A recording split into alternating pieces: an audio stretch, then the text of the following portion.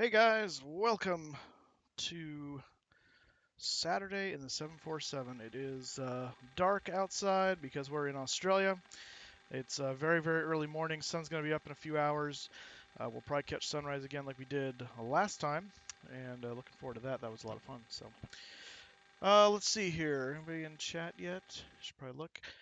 Let's see. David's here, and Sean McConnell's here, and I need to turn TeamSpeak on, so let me do that.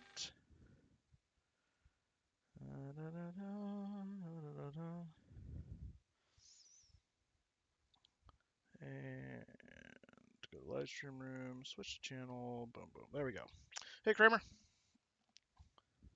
And Sean. Hey, Miss. Hey, got your plane up in the hangar in WestWind this morning, so you're all set to go. I saw that. Thank you. Yeah, no problem. Thank you for doing that. Hey, Miss, what's up? Hey, how you doing, Crypto? Yeah, I'm doing good. I'm kind of just killing some time before I go pick up my new ride. Oh, what's your new ride? A 2016 F-150. Ooh, fancy. Mm-hmm. Let's see. I just need to check and see if I did something here, because I meant to. No, I did not. I think the mic has been a little quiet lately, so I'm going to try this and see how that is any better. Hopefully it's not too ridiculously loud. What you flying from where to where today? We're flying the 747-400F from Brisbane to Melbourne in Australia. Just go to Sydney. We're not going to Sydney yet. We're doing that on the way back from New Zealand. God damn it. All right. I'm in Sydney right now in World Cargo. So. Well, that's your problem. You haven't been following along. All right. I've been following along, but you've been everywhere. You came down, went to Singapore, and then you went down to the west side of Australia. No, I've never been to Singapore yet. We've not done Singapore. Yeah, you have. No, I haven't. I flew over it. I didn't fly to it. Flown over a lot of things. Doesn't mean I've been there. All right, we're sitting over here on the logistics ramp here in Brisbane. Last time they tried to park me over there on that strip or whatever, and that was nonsense. Did you pick up the potatoes? I don't know if I have potatoes on board today or not. So you better check the manifest. Better not, because I don't want to know. What I don't know won't hurt me.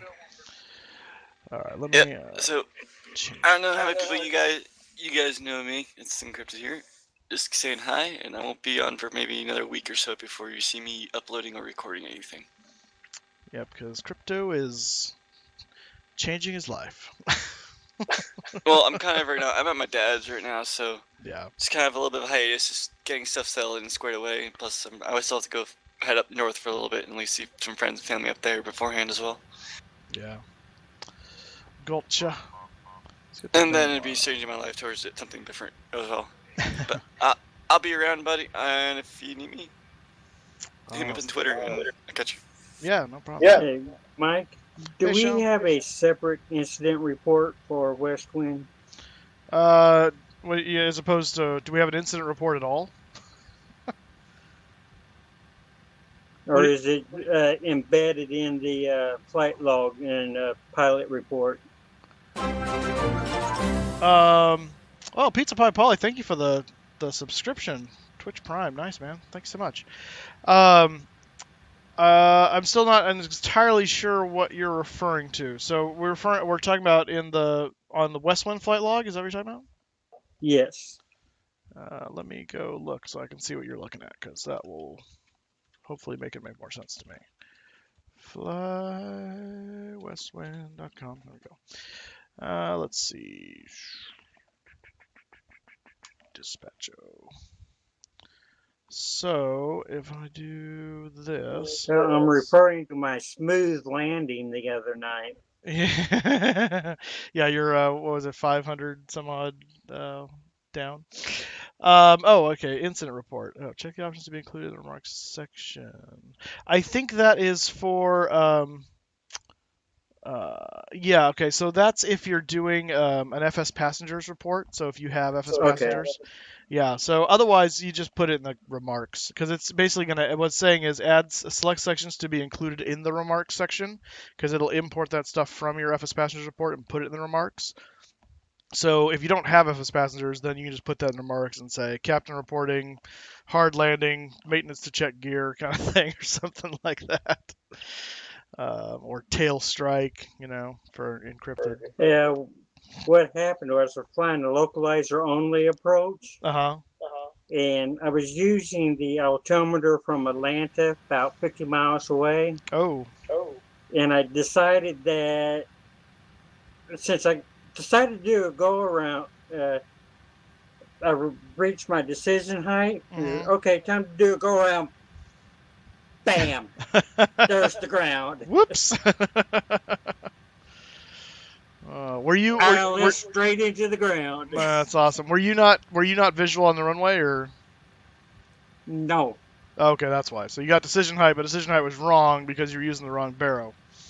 But when I went and did the replay, I did land on the runway. Oh, well, that's good at least. I'm gonna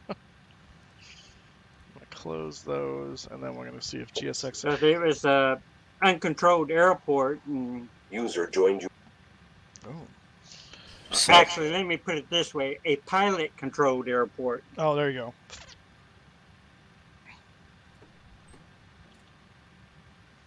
Okay, so I have to rejigger the parking space here. Stand by. Addon, now GSX, customize airport positions. All right. Oh yeah, we need to do that.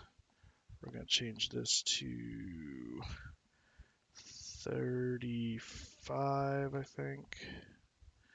I'm gonna change this to 30. Pushback direction, both. Yeah, that's fine. Damn, Brisbane to Melbourne? That's like, how long is that? 700 miles, 750 miles. Oh, it's like 4 hours. No. So remember, yeah, aircraft flies generally around 450 to 500 miles an hour. So. No, I only use turboprops, so. Oh well, in that case, it's gonna be a week. Let's see. Apply that. A week for probably about 4 days for turboprop. Yeah, exactly. Quest boarding. Let's use JST. Let's do that. All right, let's see where they put everybody.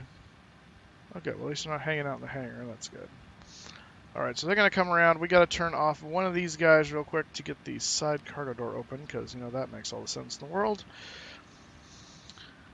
Side cargo, open. They're not gonna do bulk, so we won't touch it. And let's see, did we load fuel yet? No, we did not. What is our fuel for our flight plan? Say, block fuel 71391. I'm just gonna load what they say today. 71391. Because I think it will be plenty. 386, close enough. Okay. Return. And let's go back to menu, FMC. There we go. Okay. All right, let's finish getting the lights turned on here how I wish to have them. They may have turned down the lighting on the update here when they released the 8. It seems not as bright, but that's okay. That's okay. Circuit breaker, glare shield.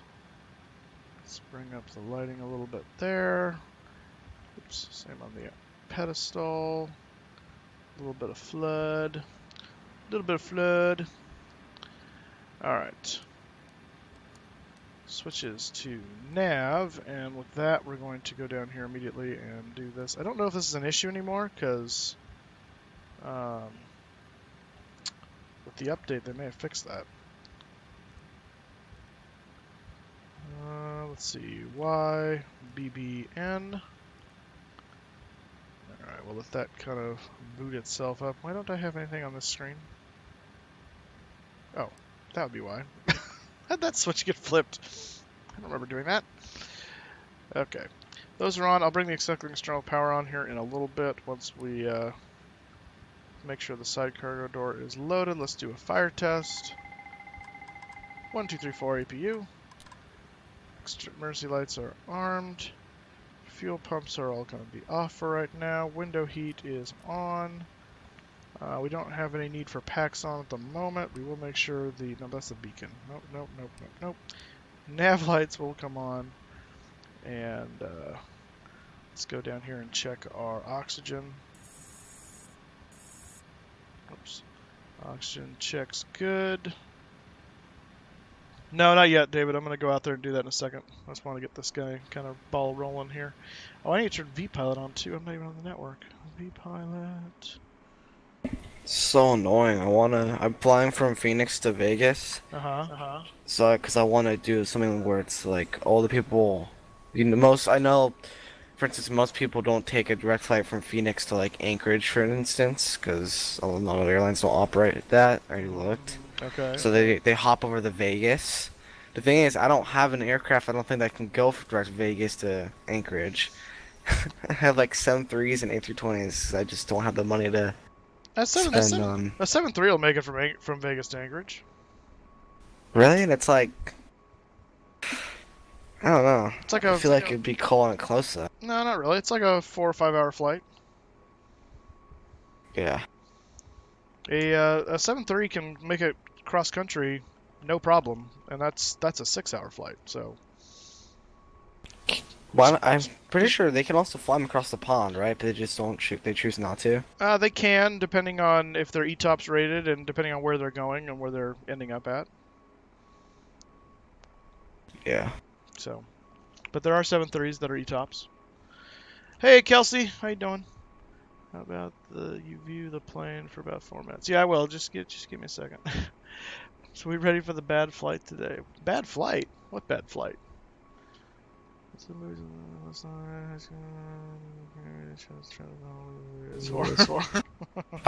I'm calling it now. It's Ted. You just joined. It's what's? It's Gemini. Damn it. Now it's Chris. What are we talking about? Hello. He joined. Oh, I got you. Yes. How you doing, guys? How are you doing, guy? I'm doing well, guy. Can I make a comment before you get started? Well, I've already started, but you may make a comment anyway. Besides the 360, that was absolutely a beautiful approach. I mean, the sun was going down. That was nice. Oh, you talking about yesterday? Yes. Wasn't it? It came out really nice at the end of it, and the landing was beautiful. It was 85 feet per minute down. I think was the touchdown, right? Yeah. I know, yeah, that was. But I'm just saying the approach. Besides the 360. Yeah, well, that was ATC's fault. That wasn't mine. So that was just they couldn't sequence correctly. I don't know what the heck was up with that, but whatever. But yeah, no, the time of day was perfect. I love going to San Diego in the evening because it lines up so nicely usually like that, and it's just great. So, and now that I have really nice San Diego scenery, I enjoy it all the more. So. Yeah, I have Latin VFR. I love it, but it's just a freaking frame killer. Gotcha. Okay, I'm loaded, but I need to know where I'm going. We're going to Melbourne. Hey, Moose. Yes, Gemini. I mean, where I need to park my aircraft. Oh, well, I'm over here on logistics, in the logistics ramp, which is L3. I don't know what that equates to in default if you don't have the Brisbane scenery from Orbex, which is what I have. I got it. Oh, you do? Okay. So if you go to like L4, you'd probably be right next to me.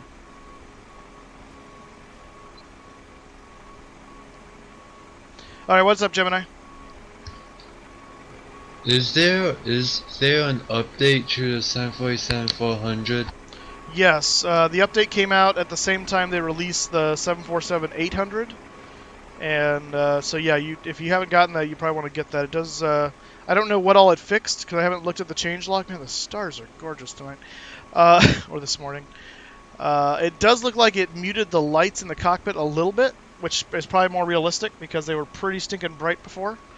I don't know yet if they fixed the FMS message that you get even though you have loaded up the, what do you call it? You've aligned the IRS, but yet it still just says FMC message and there's no message. That's just a little error that would stick on there. I don't know if that got fixed. I hope it did. So we'll find out, maybe. But this is my first time flying the 400. Oh, we're doing this again. Check out the wobble engines. I gotta turn that off. I don't know why it does that.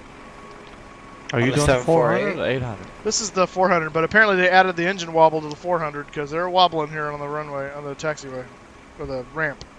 Something, wherever I'm at.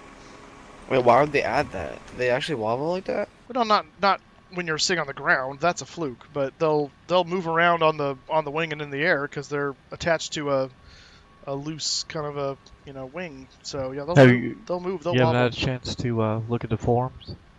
Apparently not. What was the? Was there something about that on there? Yeah, there's a bunch of stuff on there. I didn't know if you checked it out or not. Okay, I haven't. Have you looked at any of that yet? I'm thinking they're gonna come out with a fix. I'm guessing they are too, because it's really. I mean, I'd hate to just turn it off and then not have it, but it's really annoying when you're on the ground and they're just wobbling away, and it's like, they're not even running. What's wobbling? What was it? 10. Here's a good question. For my next purchase, is it better for me to buy Active Sky or Chase Plane? No, it's disabled too. They're all shaking. Let's do that. Personally, I'd go with Chase Plane first and then Active Sky. Both of them are a must-have. Yeah. Yeah, I agree. I say get a good views ability to look around your cockpit and stuff, because that will add a lot more realism first. The weather's a good one too. Yeah, I need the views way badly though. That's the biggest thing for me right now. So that change that? Okay, that fixed the wobbling. So, alright. Good, because that's annoying. Let's go ahead and turn on the other power source. Doesn't the cockpit or like the head shake happen when you're departing with the chase plane? Yeah. Chase plane and Easy Dock will let you do that. Oh, it's raining now. It's too bad they didn't add that rainmaker into the 400. What airport should I fly into in New Zealand? When we go, I'm debating between Auckland and Wellington. I'm not sure which one we're going to do yet. I'm kind of leaning toward Wellington, though, I think. But I'm not sure. I can be persuaded either way at this point. What program did you use for the flight information ribbon at the bottom of the screen? Oh, actually, I built that myself.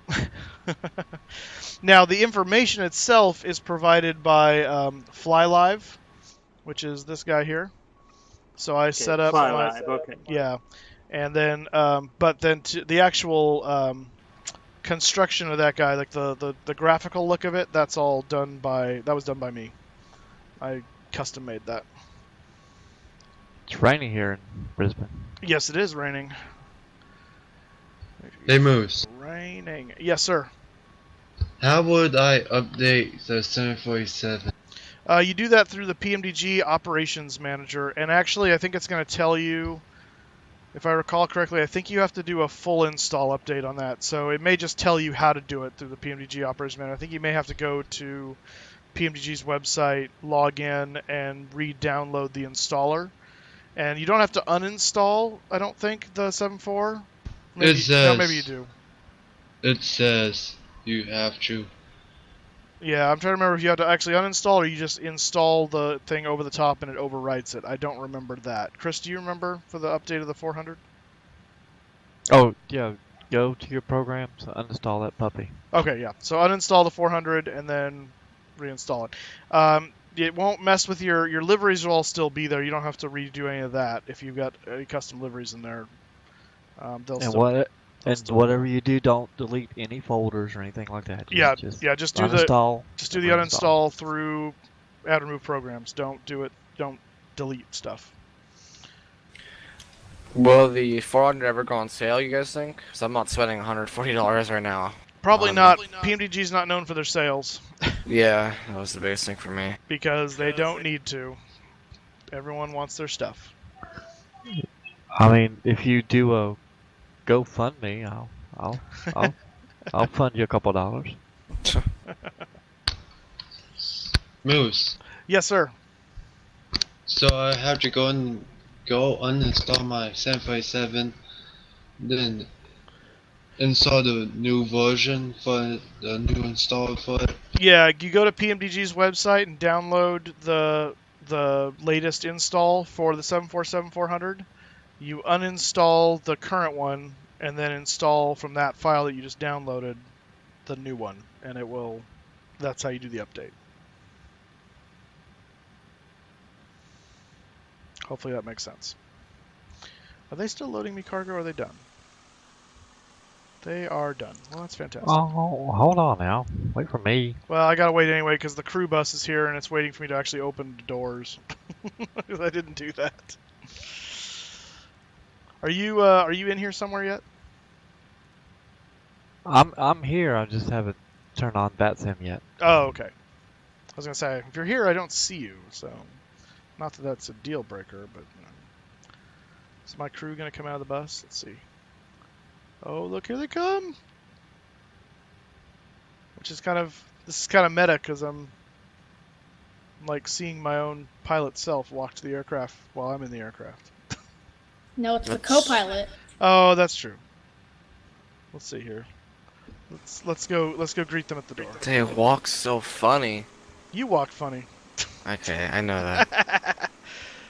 Ooh, we're a little tall. I gotta bring myself down a peg or two. There we go. That's better. Now I'm a little short. There we go. You don't have any bags, sir. Terrorist!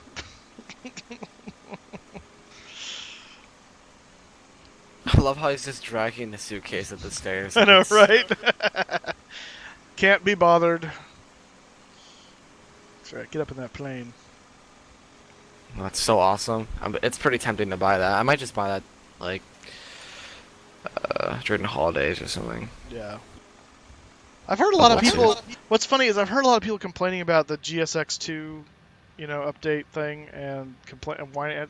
I haven't really had any issues with it, aside from the fact that it doesn't yet work with the 747-800 freighter because it doesn't recognize it as a cargo plane, but I'm sure they'll update that and fix that. But, yeah, I haven't had too many problems. It's kind of a cool little feature. And then you get the new jetways and...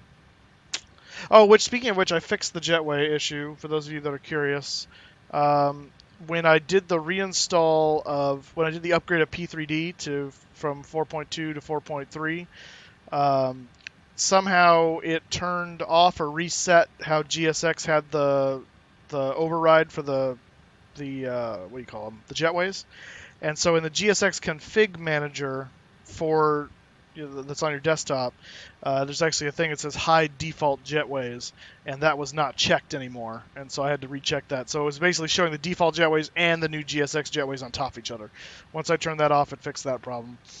The problem with the LAX double towers was actually an issue with my SoCal scenery, and there is a fix that someone put out for that, of how to turn off certain BGL files and replace one of them, so it doesn't do that anymore. So I did that last night, and that's working now too. So after all is said and done, those two issues are solved. I don't have any other issues that I'm aware of with the new 4.3. Everything else seems to have gone swimmingly. So if you're on the fence about upgrading, I recommend go ahead and do it. It actually is pretty low invasive, at least on my system it was, didn't cause any problems. So I'm going to turn this off because I need to shut that cargo door. Moose. Yes, sir. I'm on PMDG's website, and I don't find the update for the 747. Well, you have to log in to your account so you can go and re-download.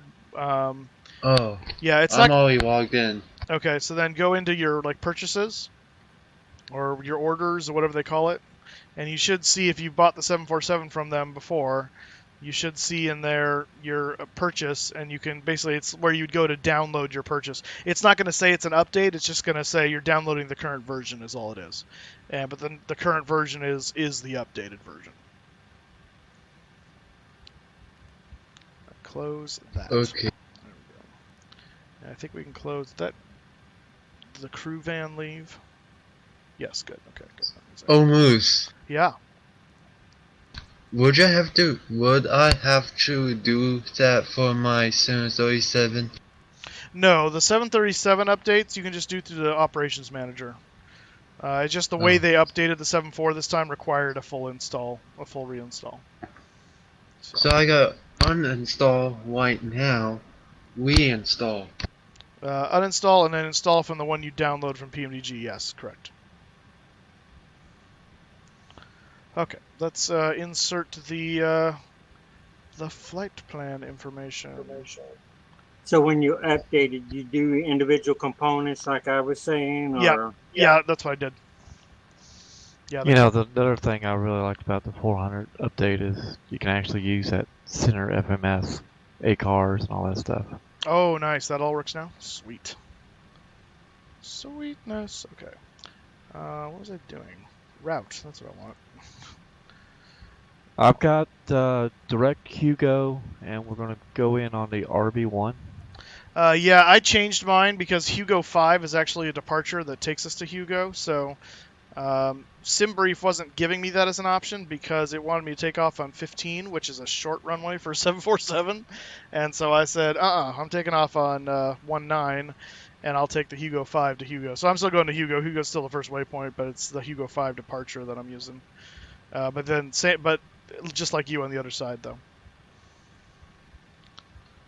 If that makes sense. YMML. So we're going to departure arrival. We're going to depart. Well, that's interesting because it is raining. When I first looked at this, it said skies clear. Let's see what the weather actually is doing now, because that clearly... Oh, there it is, and that's updated. YBBN. Okay, 15084. That's still correct. So we're good. Okay. All right, so we will do the Hugo 5, and we're going to do 19, and we're going to do route, and we're going to say, what was it, Q94 to Canty.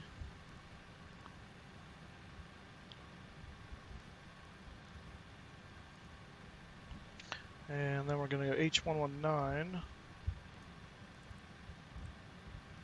to RB.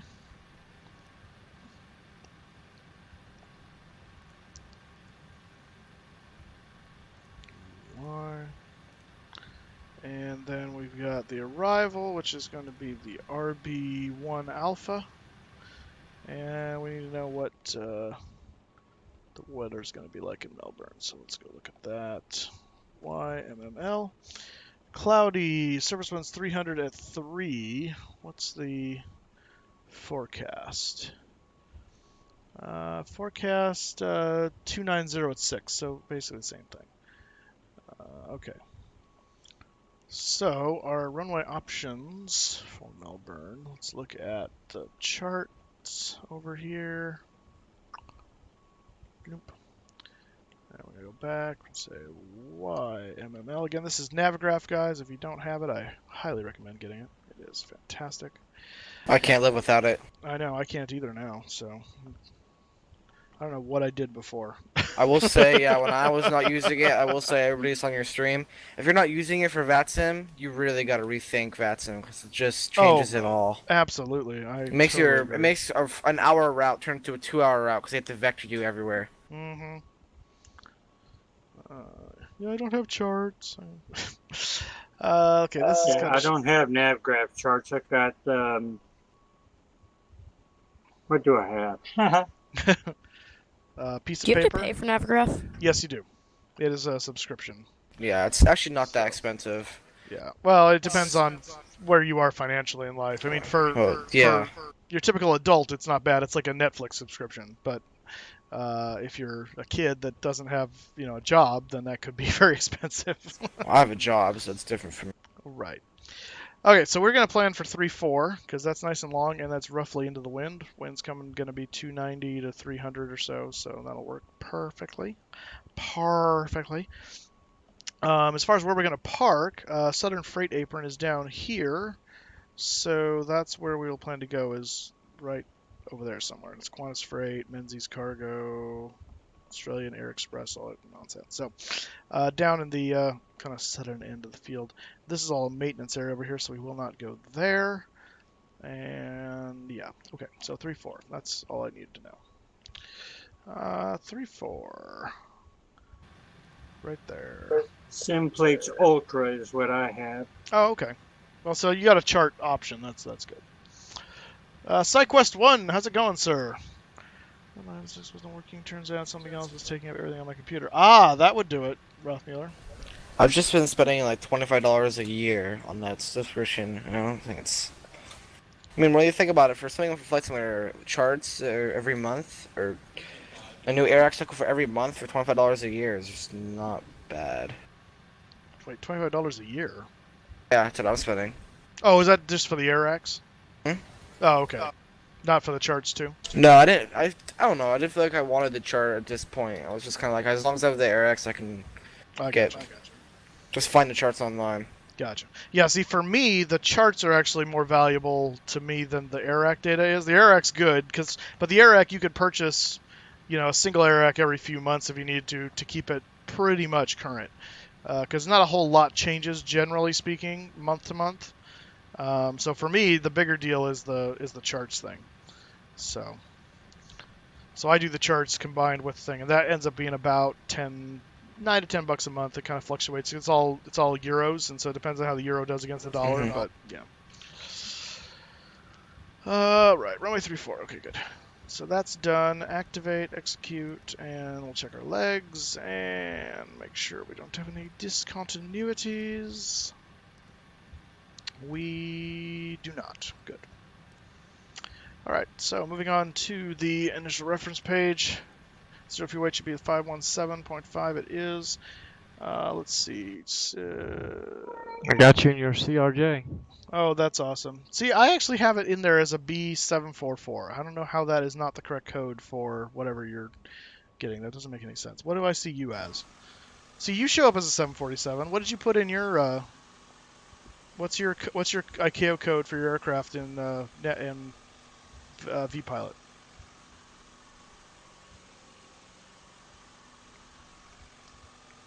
Where do I go to find that at? In vPilot. Oh, maybe you can't. That's annoying. Yeah, maybe you can't look after you've done it. You may have to disconnect to check. It's whenever when you connected and you said what your call sign is, right next to it was the aircraft type. And you would put like B747 or B744 or B74F or whatever, which technically there's no B74F, but hold on, disconnect it. Alright. When you reconnect, it'll tell you what you put in there last. And so what you put in there last worked because it was actually a... wait, what's going on here? Alright, I got Whiskey Alpha 3575 call sign, and I got type code 744. Just 744? Yes. No B744? No, 744. Oh, that's weird. I wonder why. It should be B744. But that works to do 744. Okay, I'm going to disconnect and do the same thing. I'm going to change it. Connect 744. All right, when you log in, so let me know if you see me as a 747 now.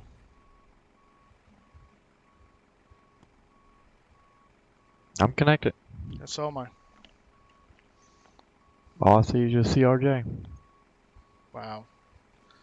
Well, that's just dumb. And are you using the BVA whatever, BVAI or whatever?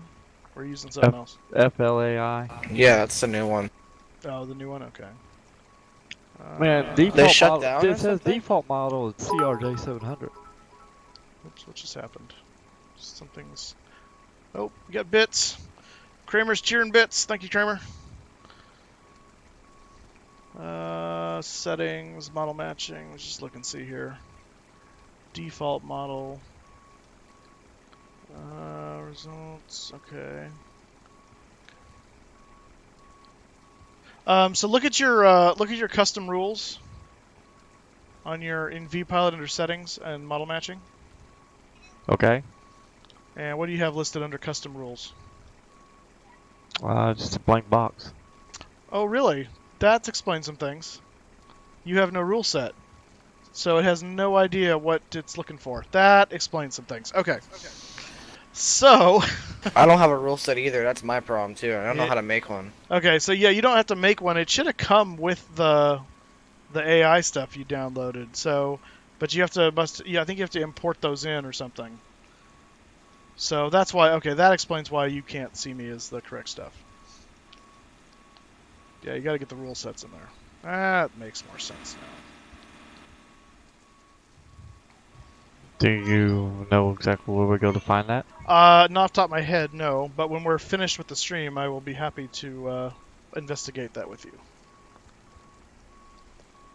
Moose, Yes, sir. do I uninstall my 747 from the operations center? No, do it from the Windows add remove programs. Right, Chris?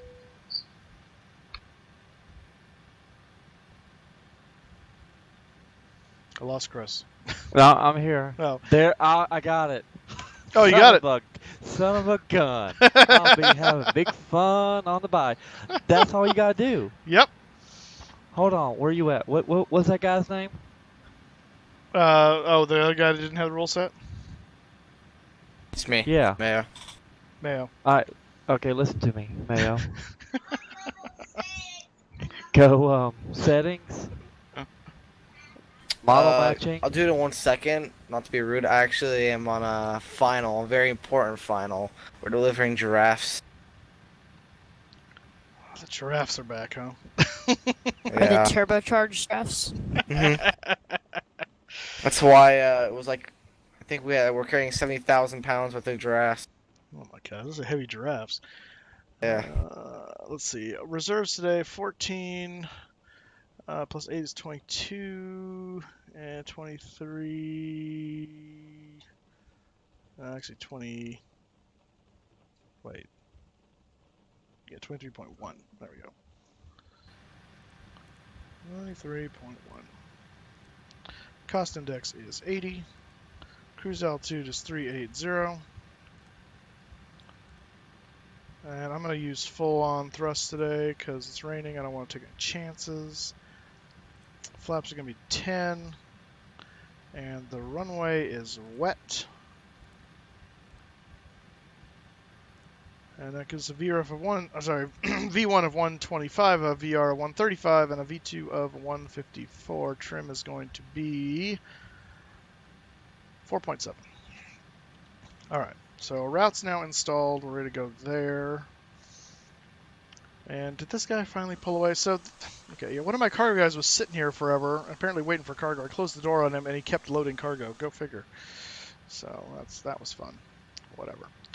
That sometimes happens with my 737 is that I close the cargo door and they still load cargo. Yeah, so that was interesting to find. I thought they were all done, but apparently not. When you look at your Instagram, you'll see what you look like. Oh, okay. I want to see what I look like. Look like a CRJ with 4 engines. How much you want to bet? Instagram. Oh yeah, that's what you look like to me. The default Boeing 747, or the Boeing 747, the Boeing paint job. So cool. Are you flying? You're flying the 400. Okay. Cargo, got it. Awesome possum. All right. So, given all that, now I think we are ready to fire this puppy up. So, we don't have any controllers. No, we do not, so we're completely on our own. We're all alone. Let's look at the departure real quick and just make sure we're all set for that. YBBN. No, it's BN. BBN. There we go. 2 of them. Thank you. All right. Back to the charts. And we're doing the Hugo 5. Actually, before we do that, let's look at the airport map, see where we are. We're down here in this logistics area, so we're going to take Juliet up to, actually, I guess that's Juliet. We're going to take Juliet to Lima, and then Lima's going to go up and turn into Bravo, and we got to take Bravo all the way up, and all the way up to Bravo 1, and then over here onto 19. So it's going to be quite a long taxi, and then we'll take off. SID today is the Hugo 5, and that's this guy. So we're gonna come off of 19 at Bosvu. We need to be at or above 600 feet, and then we're gonna turn right. No, turn left. I'm looking at it backwards. Turn left to Dannon. Minimum 25-degree bank in the turn, so it's going to be a hard bank over apparently. Max 220 knots to Dannon, and then Dannon we're going to even back out and 181, 188, and then whatever this is to Hugo.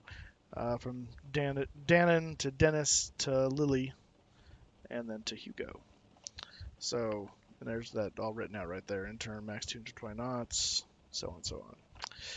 No other altitude or speed restrictions after Dannon, so nothing to worry about there. We're max 250 below 10,000. That's pretty standard. Transition altitude is 10,000 feet. The initial climb is not specified, so we're just going to climb straight up to our cruise, which is 38,000 feet. And looks like the MSA for where we're going to be is going to be somewhere between 5,100 and 3,300. We're kind of right in between there, so we'll aim on the side of the 5,500 to be safe. I'm sorry, 3,800 is the top thing in that sector. So, all right. So that is the departure. Pretty straightforward. Quick turn, and so yeah. So we're not actually going to set this to auto. We're going to set this. Whoops. What are you doing? No, stop that. There we go. We're going to set that to 25. Is it 25? It should be 30. It should be the bank limit. Oh yeah, 25. Hey, so Moose. We're going to set it to 25 just to make sure we bank correctly. Yeah, what's up, Gemini? I'm now in my PMDG 747 installer. So now do I click remove? Did you already... Oh. Did you... Wait, so did you uninstall the old one yet?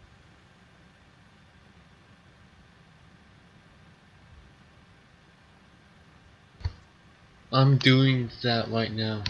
Okay, so wait till it's done, and then install the new one.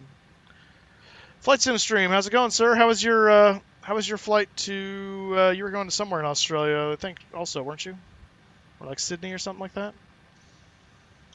No, this is the 400. We do have the 800. But I haven't gotten it in a livery yet for WestWind, so we're flying the 400 still today.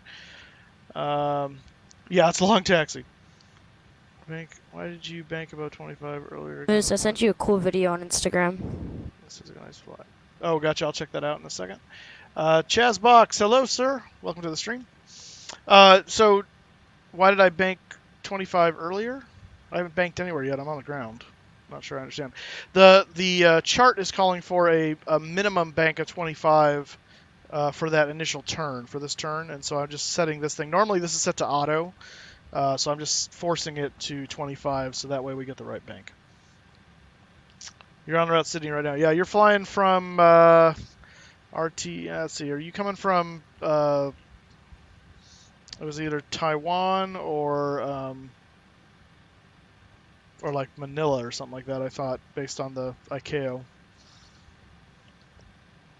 I didn't think it was Japan. Could be wrong. I've been wrong before. I'm wrong many times. Alright, so let's get this thing fired up. We need to set this to be our takeoff 154, so 164 is V2 plus 10. Initial runway heading is... I should pull that up on the thing. I think it's 196.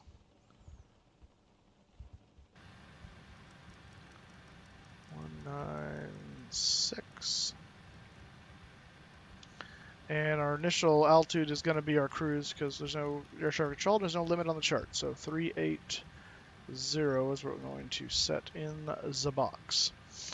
Okay. Turn the traffic on. We're going to we need to get our barrow for the ATIS here real quick, so let's do that, and then we can get underway.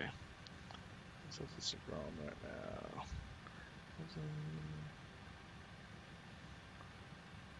Alright, my Thank you, APU Chazbox. is up and running. Alright, I should probably do the same thing just so it's ready to go. Good call. APU is starting, and I am going to get the ATIS right now. 1, 2, You got your 2. Project Fly on? I do not yet, thank you. I need to do that. I do have Fly Live, but I do not have Project Fly, so let me do that real quick as well. Yankee Moose. Bravo, November. Hang on 1 second, Gemini. Golf 1730, Zulu, weather, wind 109er, at 7, visibility 10, sky condition, ceiling 1500, broken 2300, scattered. Yankee Bravo, November, airport information, hotel 1730, Zulu, weather, wind 109er, at 7, visibility 10, sky condition, ceiling 1500, broken 2300, scattered, ceiling 3000, broken, moderate, rain, temperature 2.17, QNH 1021, advise on initial contact that you have information, hotel, Yankee Bravo, November, airport information. Alright, so apparently the winds have shifted dramatically, because now it's 109er. Not that it really matters, we're going to keep with our plan, but that's interesting. YBBN?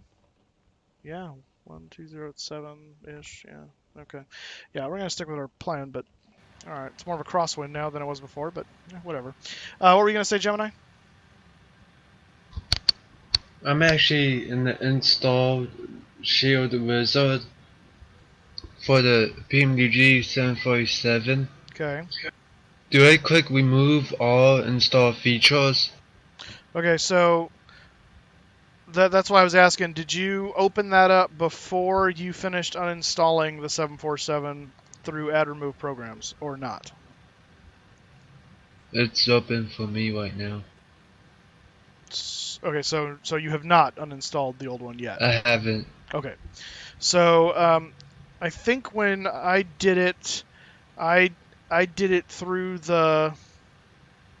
Now, was that the install shield that opened up, was that after you clicked uninstall from the add remove programs in Windows, or was that opening the installer for the new one? Opening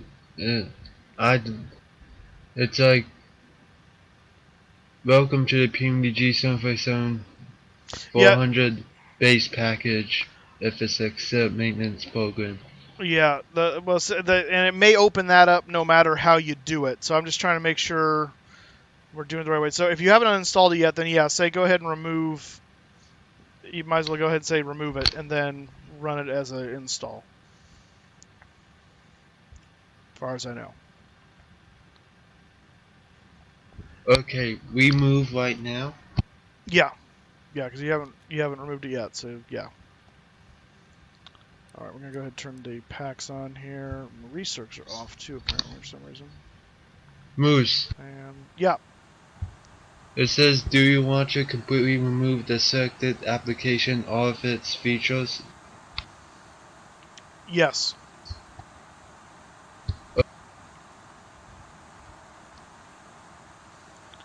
Okay, why is it saying Research Fan 1, 2? They're not here.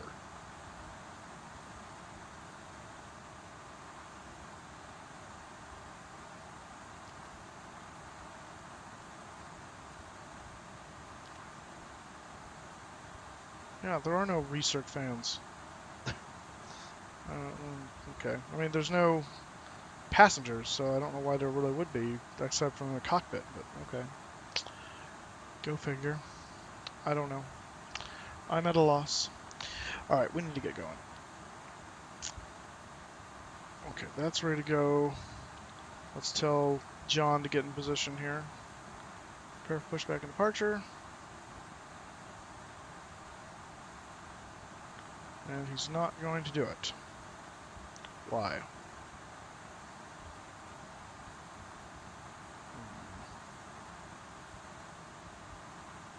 Wonder if it's because the... No? It should have been fine. I don't know. Menu, FS actions, ground connections. I'm going to release that.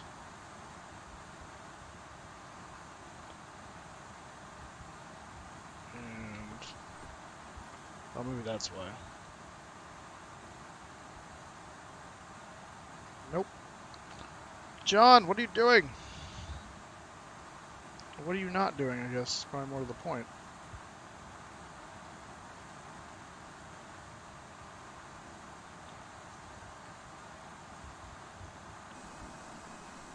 I don't know why he won't push me back. Oh, the air's still here too? I didn't see air on here. Oh, there it is now. Good. Oh, here he comes. Maybe that's why?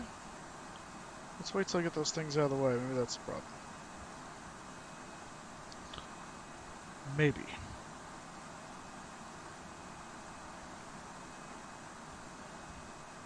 Okay.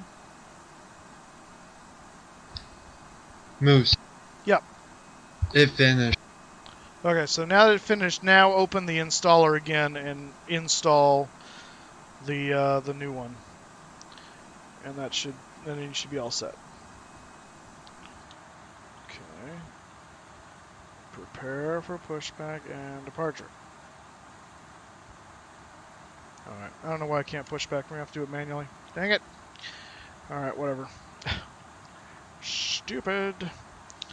Alright, we're under 120,000 pounds, so we're going to turn on those guys, and we'll shut those off after we get started. I'm going to set that to off. I'm going to turn the beacon on. And stop that. And we are going to start the push. Hey, just I did a reset and everything's good to go. What do you on your aircraft? I had the same thing you had, same problem you had. I did a reset on GSX after I made it the wingspan to where it would make the correct cargo position. Oh, okay. Well, I did that before I even loaded GSX, so I don't know why it would be. You probably would have opened up you done Control F12, done a reset. Well, there's some weird man There was some weird man standing in the air.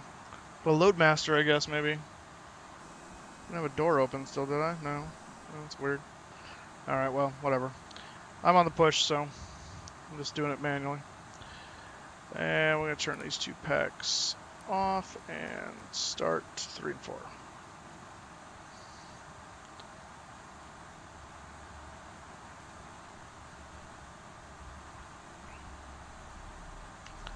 I should go over to the engine section so I can see what's happening. Gosh darn it, I think my GSX broke. Uh-oh. I did the update and I think it rendered the level 2 as in trial mode and it just quit itself. Oh. That's weird.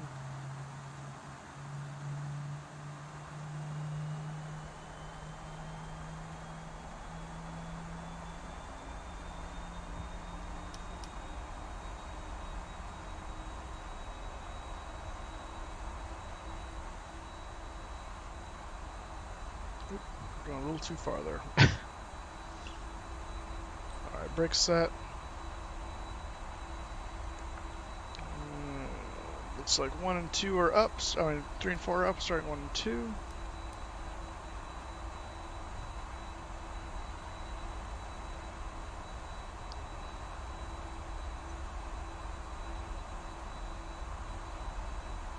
Turn this on the transponder mode here.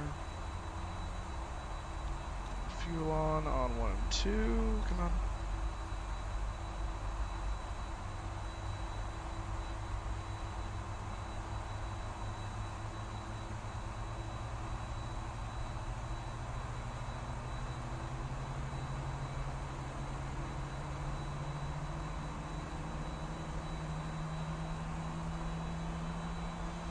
Temps on left and right. What the crap?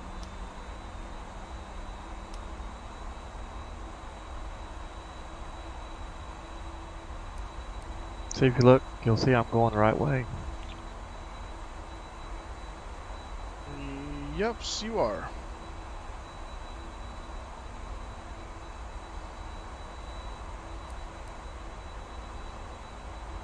My John stayed at the Holiday Inn last night.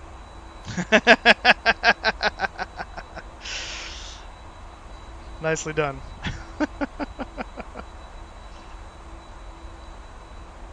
Yeah, I've got these temp zone warnings. Temp zone right, temp zone left. Do you see any of that on your iCast? Well, I'm just starting number 1 and 2, so hold on. Okay. I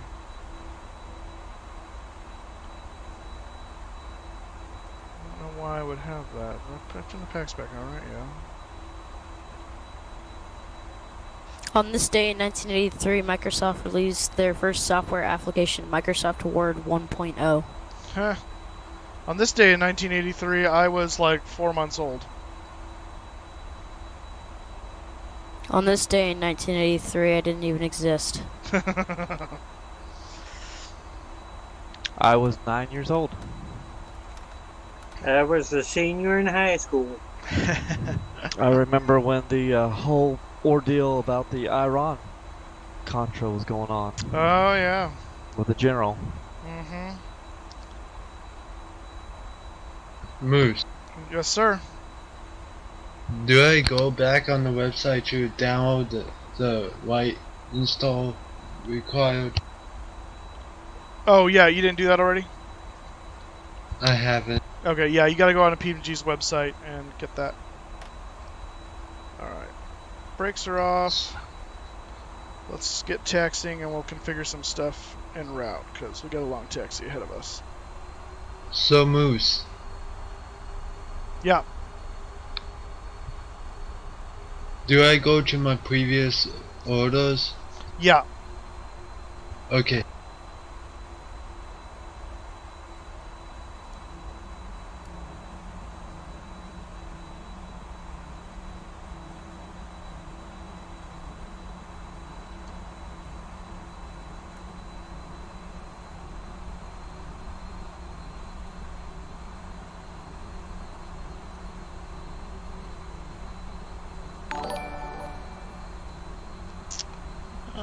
Officer Karen is now following. Thank you so much. Welcome aboard. Good to have you here. Thank you for the follow. As we get finally ready to go here in rainy Brisbane.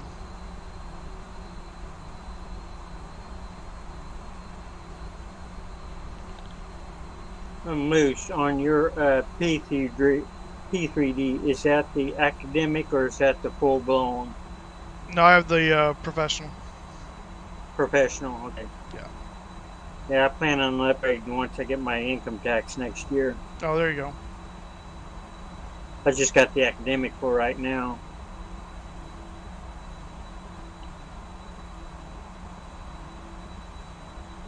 But I'm no longer a student pilot, so...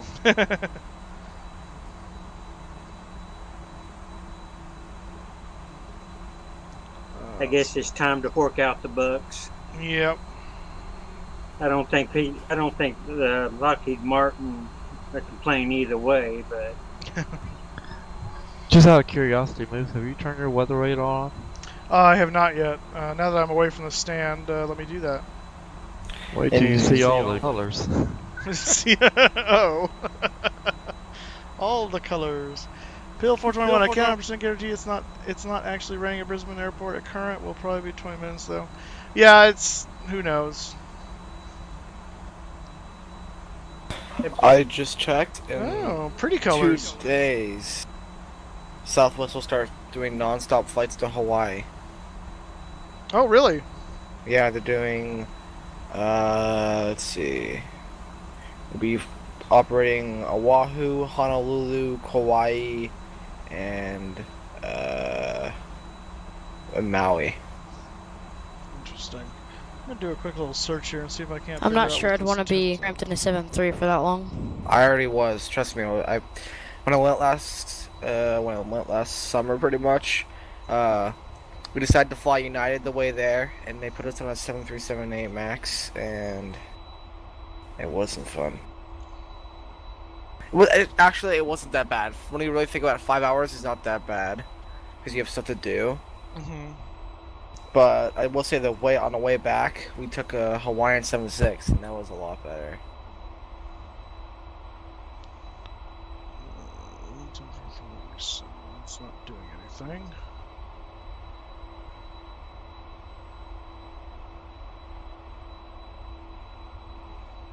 Hey, Moose. Yeah. Guess what happened at my airport last Monday? What happened? Frontier started Denver service again. Oh, they had stopped for a while? Yep. Been over 6 years. Oh, wow. They bought in the A320, and yesterday they bought in the A320 Neo. Oh, that's cool. I caught both. Nice. It's Monday and Friday Denver, then Orlando service starts October 2nd. It's Tuesday, Thursday, and Sunday for Orlando. Okay. Well, let's see, what island are we gonna fly to? I'm about to do a non-stop flight Vegas to one of the Hawaiian Islands. See if it's 7-3 can make that. It should. Just make sure you do your fuel loadout correctly. Because there's no places to stop. Nope. Other than the big blue ocean. That's right. Doesn't end well. You don't want to be pulling a Solis Sullenberger out there. Yeah, that'd be pretty bad, I feel like. I'm surprised this never happened before. Like, if that were to actually happen, how do they're screwed if an engine failure happens. That's why it's called ETOPS. Engines turn or passengers swim. Wait, that's actually what it stands for? No, it actually stands for extended twin operations, but that's what people colloquially refer to it as, because it basically is also that, because if your engines go out, you've got no place to go. That's the point of it. I believe I taught you that. I believe you did. Welcome back, Captain Tim. Oh, thank you. I was telling these guys before you got here, I think, I was able to solve the gate issue and the LAX double tower issue. The LAX issue was actually related to my Orbex Southern California scenery, and that was just a conflict that there was a solution to on the forums. So I fixed that last night, and then the GSX one, when I redid the install for P3D to go from 0.2 to 0.3, it reset the setting that GSX tells to hide the default gates. And so I just had to go back into GSX settings. I didn't have to uninstall it and reinstall it. I just had to tell it to turn off the default gates, and that fixed that problem. So it looks like besides those two little things, and one of them wasn't even related to the version 3. It was just I noticed it after version 3. I haven't had any issues. So I'd say you're probably good to do the update.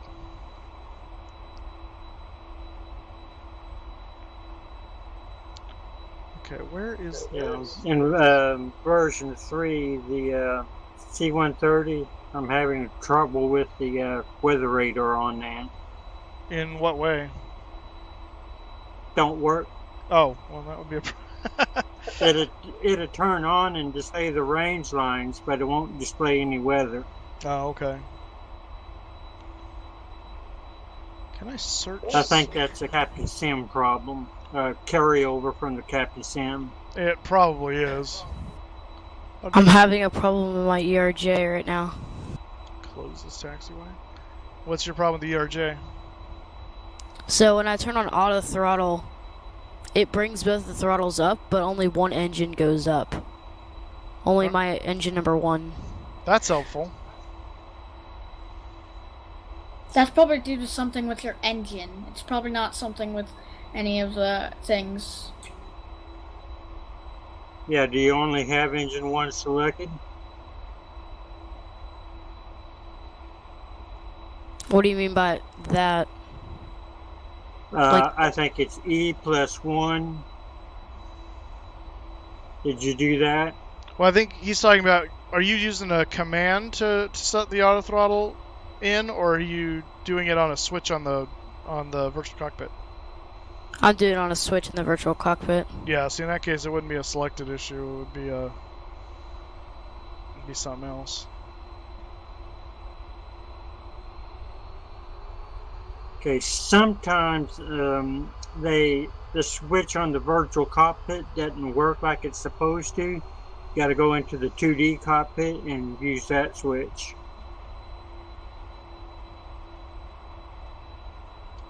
Or vice versa. Well, I'm flying in X-planes. Oh, okay, X-plane. Well, so I think probably one of your engines isn't working.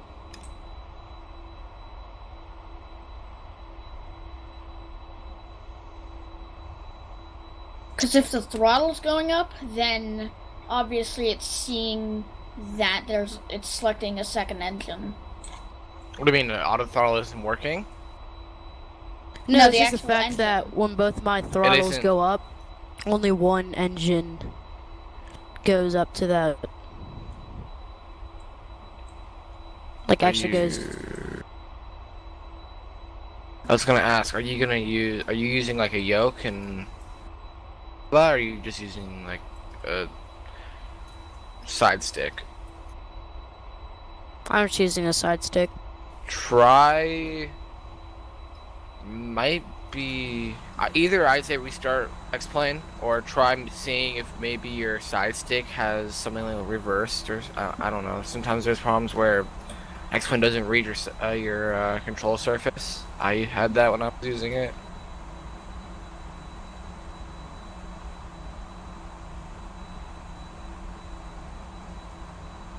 I'm about to fly the southwest route from Vegas to Maui 2 days before it starts. Nice. Actually, the only reason I'm doing a 6-hour flight is so I can go study. No, it works too.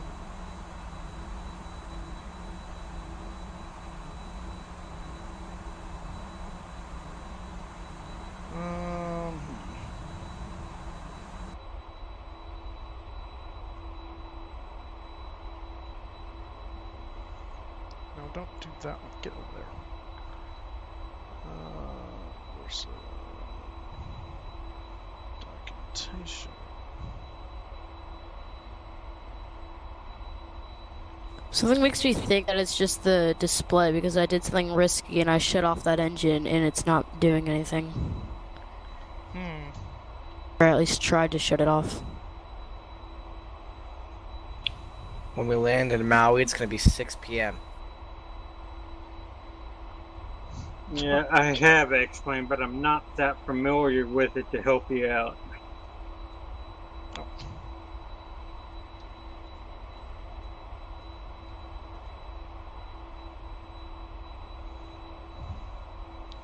Alright, I'm about to take off out of Brisbane. Copy. Searching the QRH right now for this temp zone thing. Here we go. Alright, one or more of these occur. A temp zone duct overheat, the master trim air valve fails closed, or a zone temperature controller fails. Zone reset switch push. Temp zone message blanks. Temp zone message stays or shows again 5 minutes. Okay. So that would be, whoops. Temp zone reset. But I don't think it's causing that to do anything, no. It's not blinking, that's for sure. Let's turn trim air off, cycle that. No. Let's feel all chemicals maintain a moderate temperature. Do not accomplish spelling check. It's trim air off. Oh.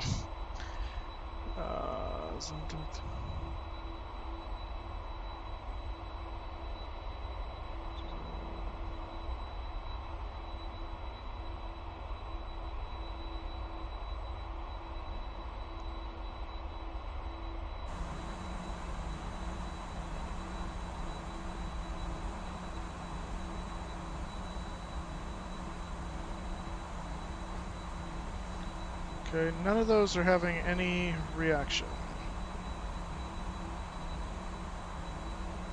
This aircraft's gonna be so overweight. I have to put 46,000 pounds of fuel in. Well, you know what your maximum takeoff weight is supposed to be, right? Mm-hmm. So just make sure you're not over that.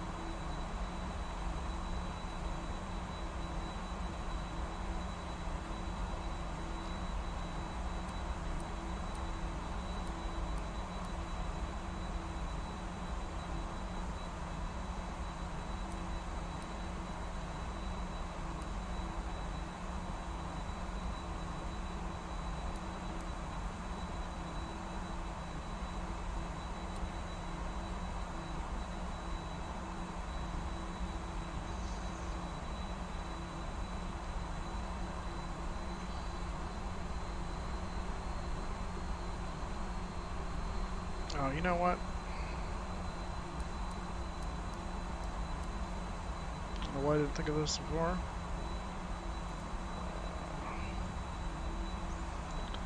We have any issues here? 18. Not really.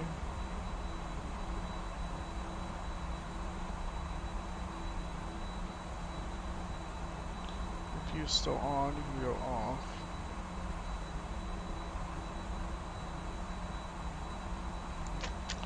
Well, I don't know. Doesn't seem to indicate that it's a big issue.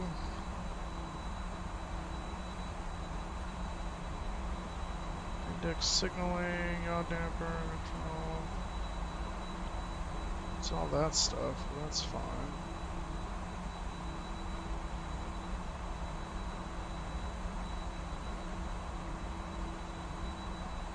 Oh, bored. Hang on a second, guys.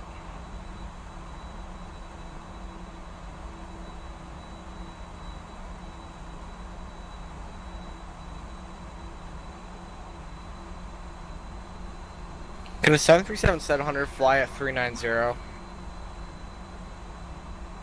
Yeah. Should. Ceiling's 410. Yeah, I know that, but I'm sure it's depending on conditions. Based on your weight. Okay, that's what I was looking for.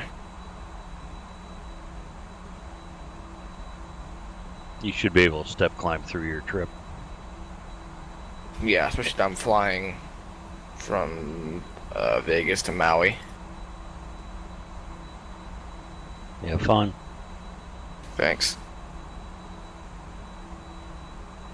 It's, I've done it in real life, so it makes it even more fun.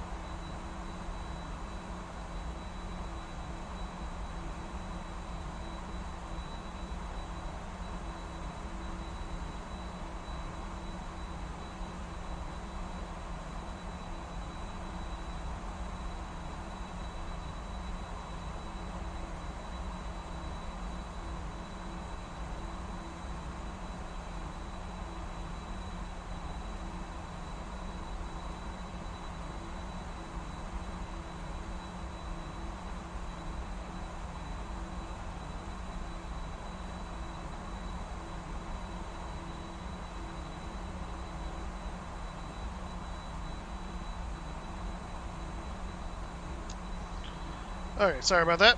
I'll call from work. Had to take care of something real quick. Alright, I don't know what this zone nonsense is, but nothing's telling me, nothing on the steps that I'm doing are resolving anything, so I'm just going to ignore it. APU still running, altimeter not set properly. Oh, thank you, you're right, it's not. Let's see, it should be 1021. My god, there's so many airways on this route. Vegas scenery. So it looks narrow. Yeah, it is kind of narrow. Okay, so we are ready. Chris, are you behind me? Yes, you are.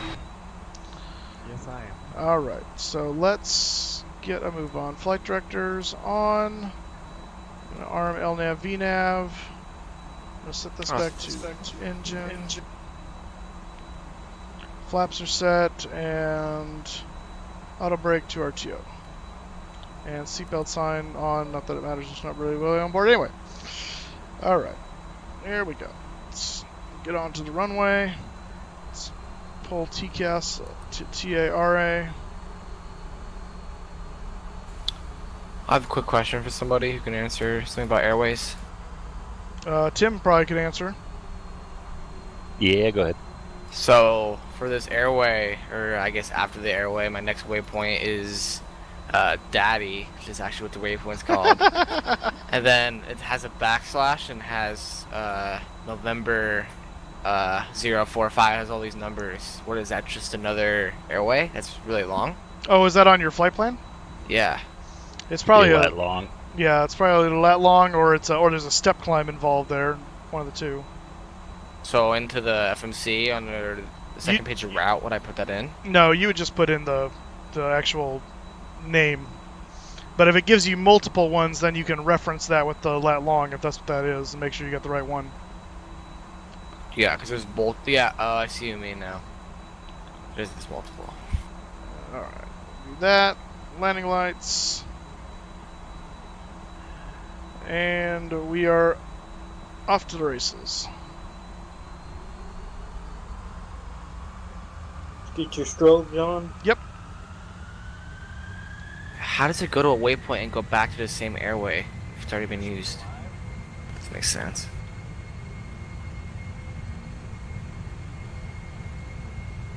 What are you doing? You talking to me or him? Him. No, it's just saying. Oh, that was fast. Romeo 576, then Daddy, and it has all the numbers, and after that it goes back to Romeo 576. So is it just rejoining the same airway? Yeah, what that is a possible reporting point, required reporting point, or a changeover point. Oh.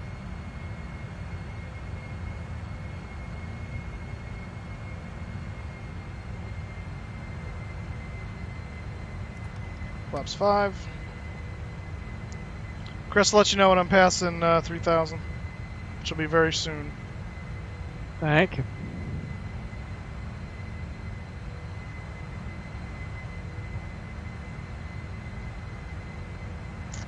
And that's 3,000.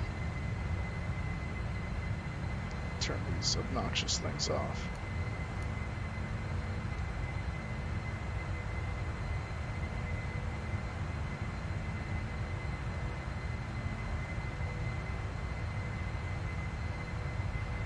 I don't think with the engine thing, I don't think it's anything major because my autopilot doesn't have any crazy trim on the yaw. I seem to be flying pretty straight, so.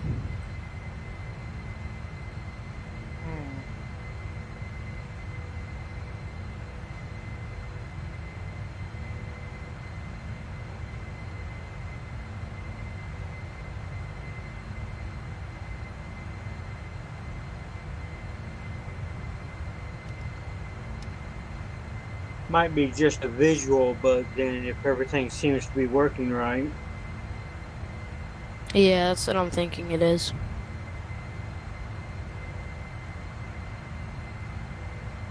Was that the default CRJ in X-Plane? No, it's an ERJ 175 and it's a payware. If it's payware, I would go and do a Google search or check their forums and see if anyone else reported the same thing, because there may be a known bug or a solution to that. Yeah, I'll look that up.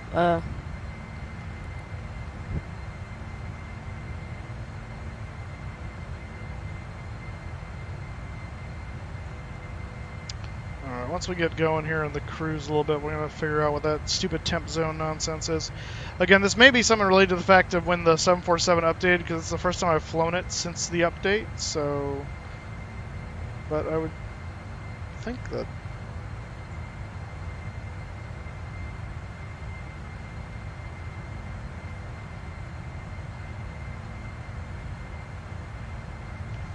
Alright, we can change this back to auto now. Oops.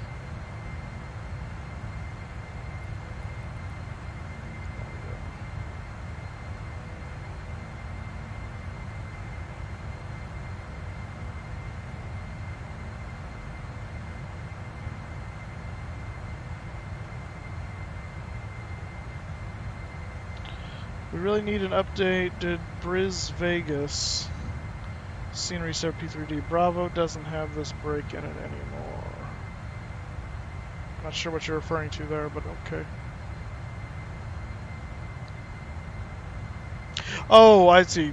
The Brisbane scenery. Vegas must have been like a mistype. Yeah, I was gonna say the chart doesn't show a break in Bravo. I was surprised to see that on the taxiway because I was looking at the charts and it's. I don't know how old the scenery is from Orbex. It must not be that current.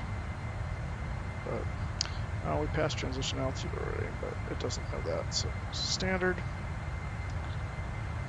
Is there a special checklist or something for a ETOP 737 I should be looking at before I... That I do not know. There should be a special one, yeah, because you have to have special equipment that's working. Okay. And I think on PMDG there's a ETOPS setting within the configuration. Yeah, I think you're right. What are the main differences between a regular 737 and ETOPS? Survival equipment, redundancy of some systems, batteries.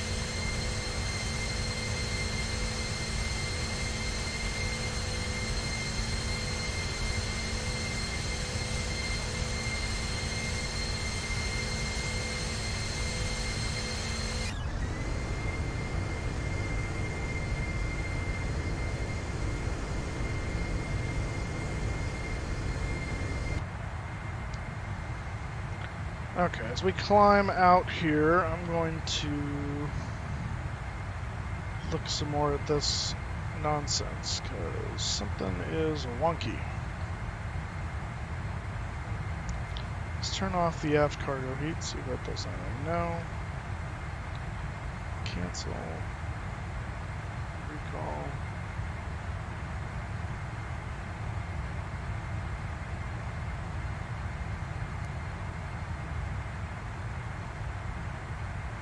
Oh, I already have ETOPS on. Okay.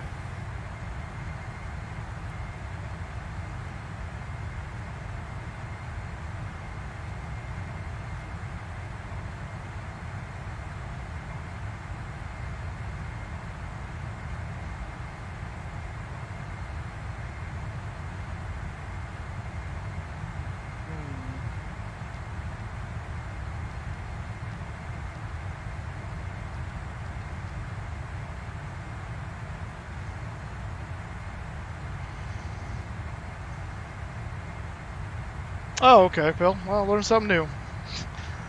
I thought you were referring to some weird thing regarding Vegas itself, but no, that answers that. Brisbane, Vegas. All right. Good to know. Yeah, what is going on here with this temp zone thing? Let me bring back up the QRH here.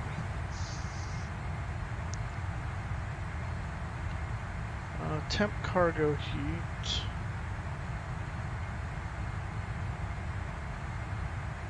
For our weight, we're gonna be rotating at 160. Alright, so here's what the QRH says regarding these temp zone right-left. Condition: one or more of these occur. A zone duct overheat. The master trim air valve fails closed. Actually, no, this is for 109. I'm flying cargo, so it's 570. There we go. So it's a zone duct overheat. The master trim air valve fails closed. A zone temperature controller fails. Ooh, who's hosting me? John Fly is hosting with 46 viewers. Well, hello, thank you, sir. Thank you, John Fly. I appreciate that. Oh, snack. Thanks, guys. Good to see you. Welcome to all the John Fly viewers. We're flying the Boeing 747-400 from Brisbane to Melbourne. We just took off, and we're trying to diagnose a zone temp warning we're getting on left and right, and I'm trying to figure out what's going on. So if anyone has any ideas, I'm open to hear them. But thank you, John Fly. Appreciate that. Good to see you, man. Hope you're doing well. The Dirts, how's it going? Doggo DR, good to see you. Somewhere Simulated. Oh, snack. Good to see you guys. Damn, 47 viewers. Here you go, Moose. Let's see here. So, okay, so zone temperature controller fails. Forward or aft lower lobe cargo zone trim air valve fails closed, or the forward or aft lower lobe cargo compartment overheat. So, got to figure out. So, one, zone reset switch push. We did that, it did nothing. Temp zone message blanks, which it did not. When temp zone message stays shown or shows again, go to step 3. Flight deck temperature selector set. If the zone temperature controller is failed, the flight deck zone is maintained at a moderate temperature. Main deck and upper deck temperature is not controlled. Lower lobe cargo temperature may be colder than selected. Do not accomplish the following checklist. Trim air off. So we didn't do that. And that's this guy. So basically we accomplished everything that was possible to do, and it's not doing anything. So I guess it just means that the control is going to be managed at a moderate temperature. So hopefully don't have anything that is a problem for things. Yeah. Bring up the ECS on the Synaptic. Yep.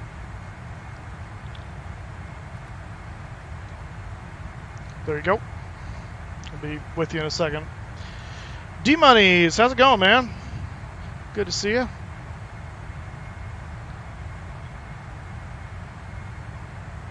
I mean, it looks like all the, yeah, it looks like all the zones are holding what they're supposed to be holding.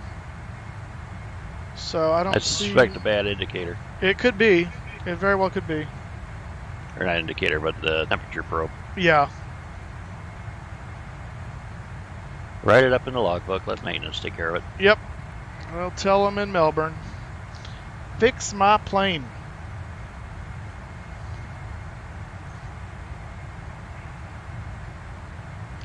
IGTV video. Oh. I'll have to dig it out later. Okay.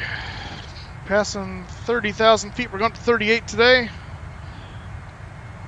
I'm going to look at...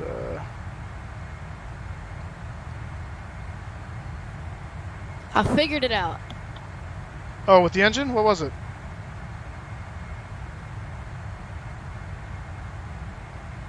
It was one of those things where, like, it's something in X-Plane, where, like, if you fly for a long time, it'll, like, fail something. Oh. So that was the problem. Okay. But you can turn that off if you want to. Gotcha. Hey, Moose. Yeah. You know what the best part about this aircraft I'm flying right now? The What? delivery is Shark Week. That's cool.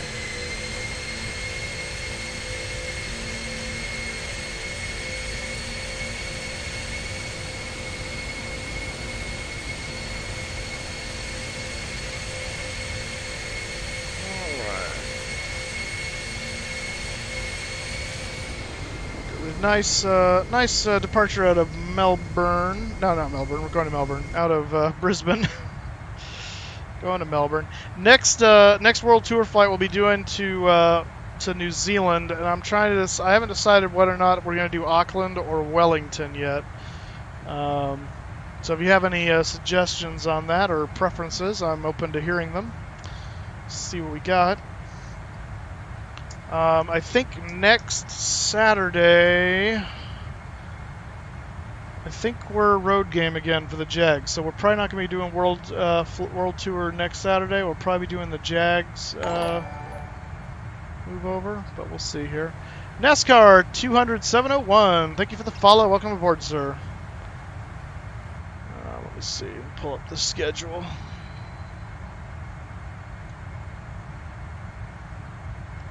Yeah, we play the Jets tomorrow in Jacksonville, and then the 7th, yeah, we play the Chiefs in Kansas City. So we'll be doing a flight out of Jacksonville to Kansas City next week, and then we play the Cowboys the week after that. So we're staying kind of in that middle of the country area. Go over to Jerry's World. NBA preseason game is on tonight. NBA. Well, go Chiefs. Hey. How dare you? Yeah, seriously.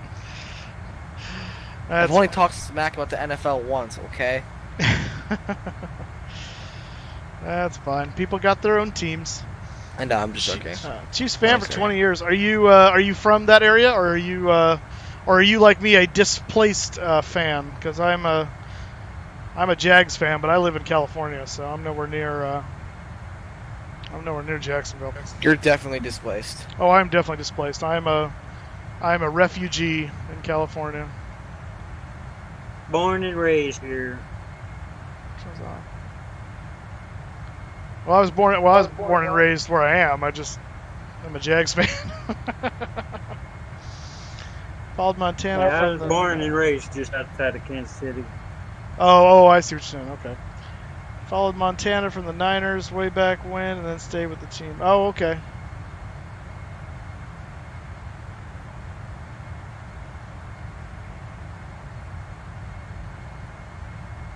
I didn't realize Montana went to the Chiefs after the Niners. That's just didn't know that. Learned something new. Learned something new.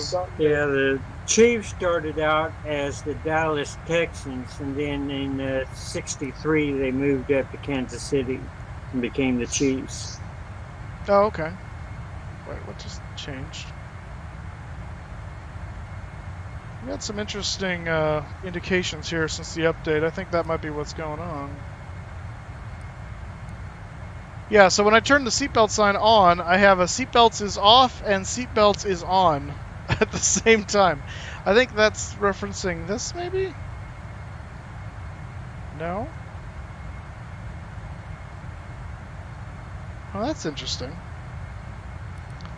Because if I turn them off, then the seatbelts is on goes away, and we just get the seatbelts is off, which that's fine. What happens if I put it on auto?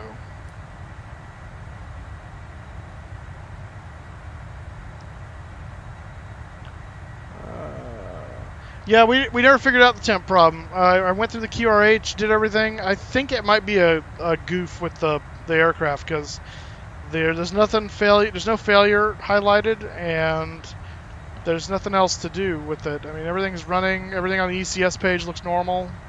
So I think it's maybe just a bug in the new update. Kind of like the seatbelt thing that I'm getting now. But yeah, I'm in Fresno, California, Central Valley. So if you're up in wine country, then or we're up in wine country, then I'm down a little ways, because you're up probably Napa area, I'm guessing.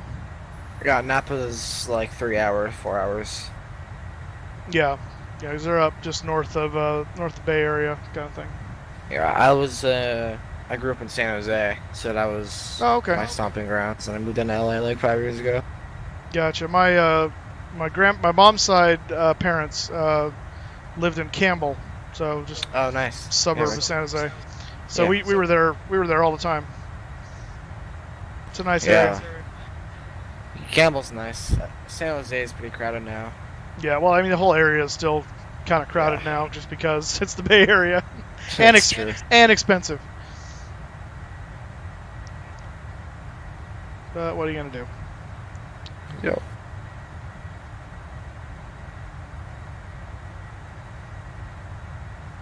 Grew up in Lake County. Oh yeah, we flight training out of near Lake Berryessa. Oh, cool. That's awesome. Hey, Chili. How you doing, man? No, I'm not going to be at TwitchCon. Maybe next year.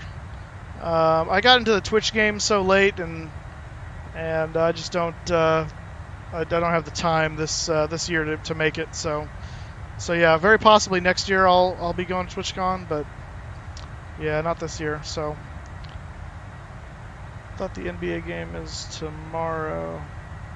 The preseason game you're talking about? There's games yesterday, there's games tonight, and there's games tomorrow.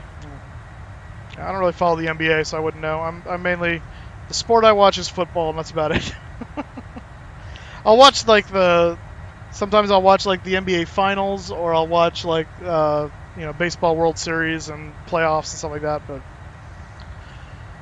I just don't get into those unless I'm going to a game for some reason, like going to a baseball game. Or I've actually never been to a basketball game live, so I really want to go to another Jags game. That was so much fun 2 years ago. I think it was 2 years ago. Yeah, that was tons of fun. How you doing, Chili? I know you were raising money to go to TwitchCon. You gonna be able to make it?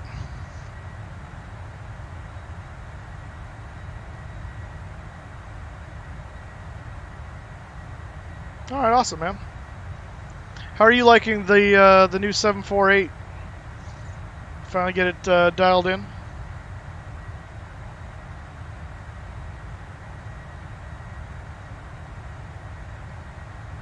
Curious.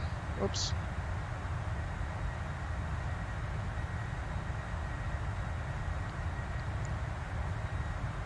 Yeah, obviously, because we're not on the ground.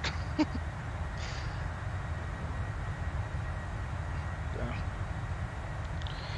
Still funny, I just showed them the... Oh, is that what caused it? The loc approach? I saw the... I came into your stream in the middle of your plane being bricked, so... Well, it gets fixed, then you move on. Yeah, exactly. There's always little bugs. I was telling these guys...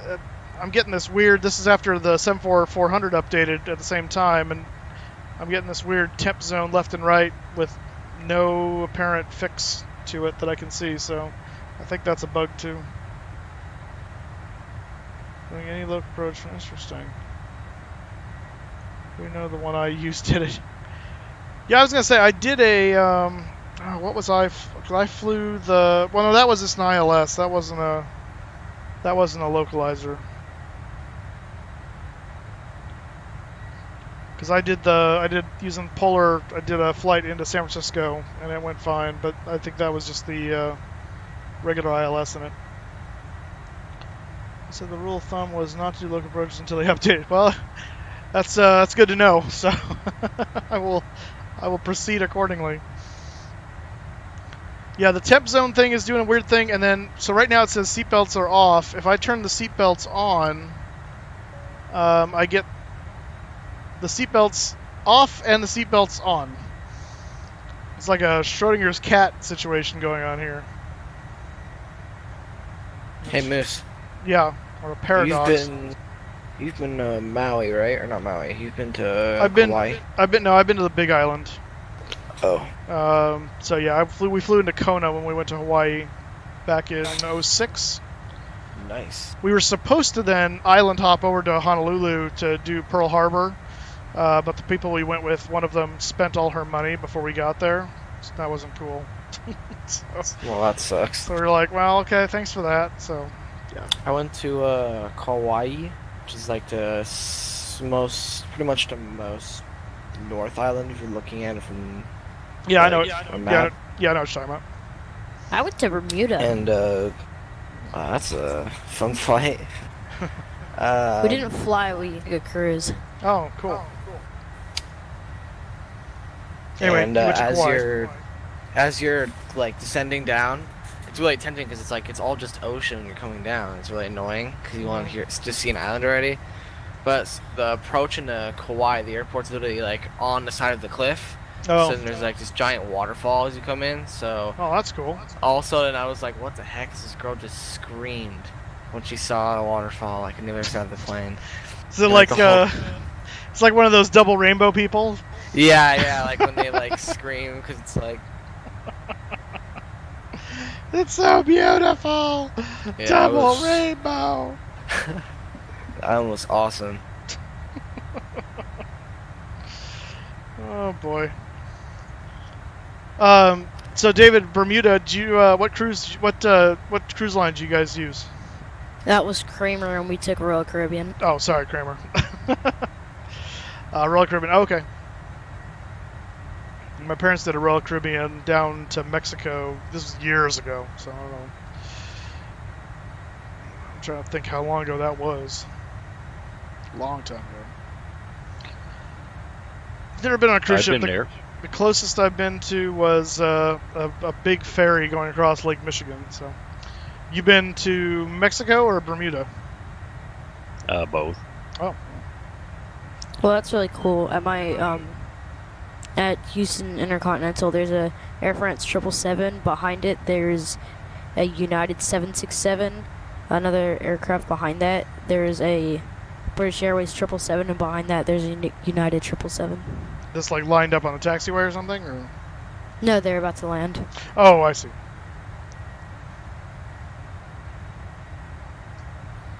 Hey Moose, you know what plane you should buy as a payware? You should buy the Antonov AN-74.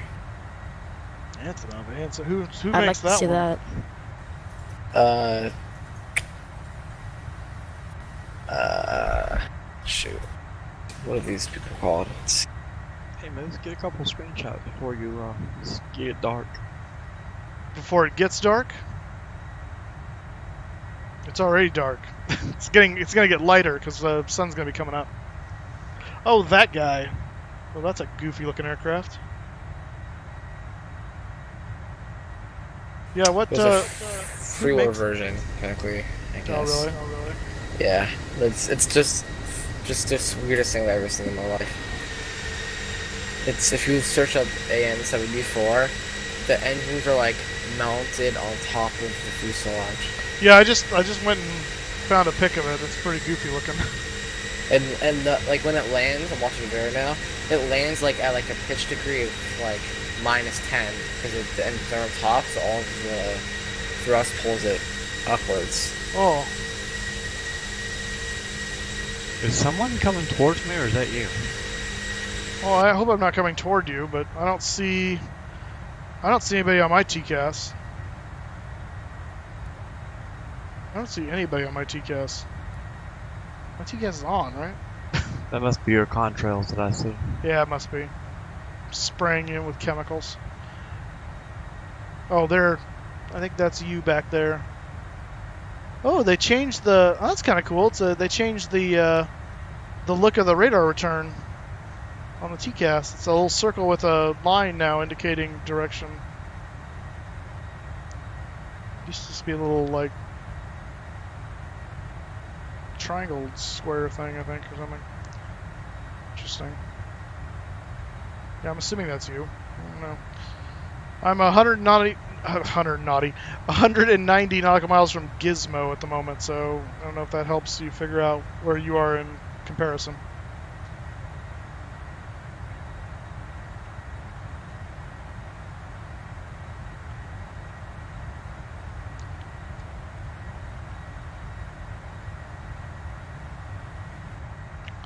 Dun, dun, dun. Dun, dun, dun, dun.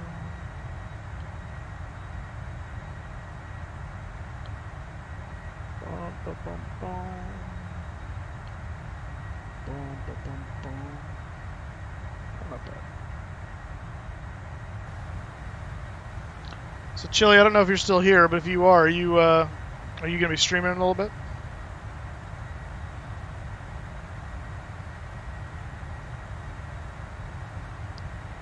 Say again? It's on my windshield. Oh, I was talking to Chili, if he's still here. I don't know if he's still here or not. He was in chat.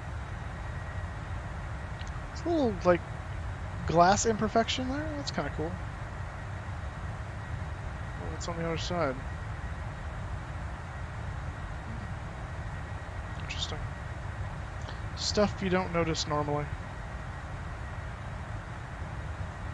Oh my. The new R. Bauer just subscribed. Thank you, sir. Welcome aboard. How you doing, man?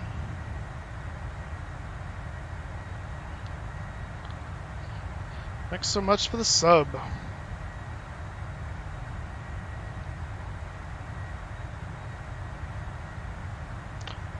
TwitchCon's coming up here pretty soon, isn't it? It's like beginning of October. Methinks.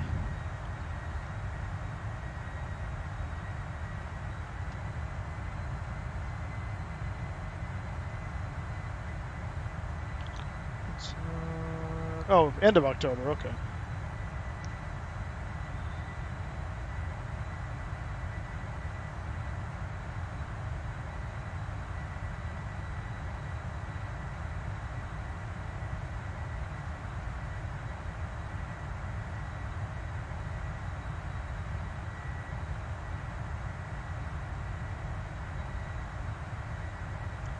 So,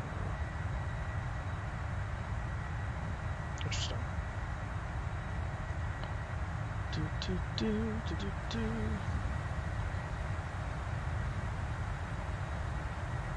Yeah, that makes sense. This is probably a smarter place to put that now that we're doing the live streaming over here. So, thank you, sir. I appreciate it.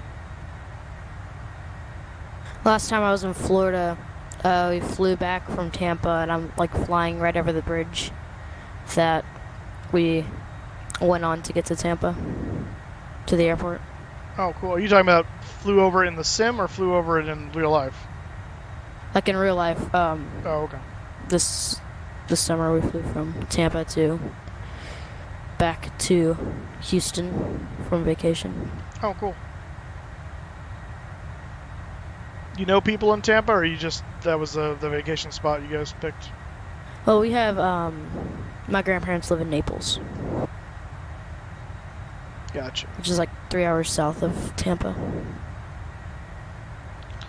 How's the WT going? I'm not sure what you're referring to there, Bauer. Oh, the World Tour. Duh. It's going well. We are en route to Melbourne from Brisbane at the moment. From Melbourne, we will be heading to New Zealand, either Auckland or Wellington. I haven't decided yet. Yeah, Flightbeam hasn't put out any of those sceneries yet, right? I haven't heard they have, so I doubt they have. Flightbeam. Whoops, that's not the right.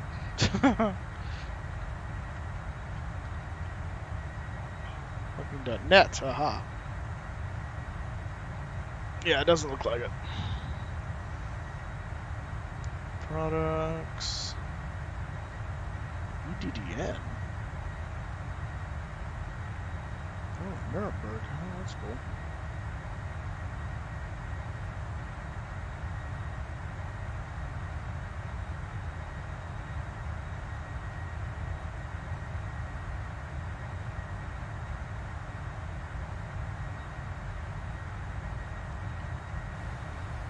Yeah, I was hoping one of those would be out by the time we got there, but that does not look like it's going to be the case unless it gets released in the next week, which I kind of doubt. But you never know.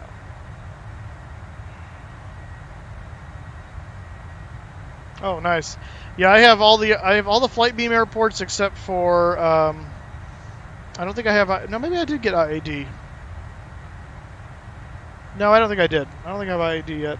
And I don't have Nuremberg, mainly because I don't fly over Europe very often, so. And also because I didn't realize it was out. I think the only FS Dream Team airport I have is LAX, I think. And then I've got the Silo Sim or Silo Sim, or however you say it, for Jacksonville. And I've got Palm Springs and San Diego by Orbex, which the new San Diego is very nice. Very nice.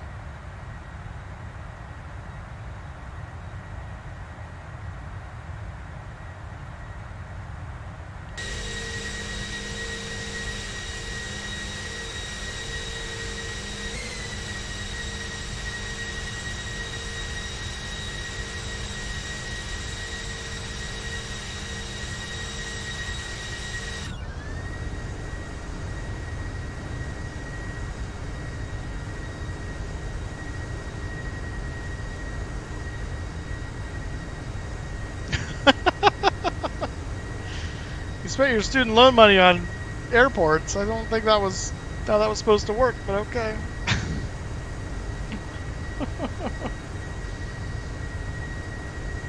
You do you.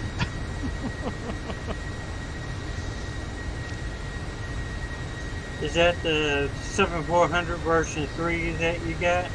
Yeah, the latest, yeah, Queen of the Skies.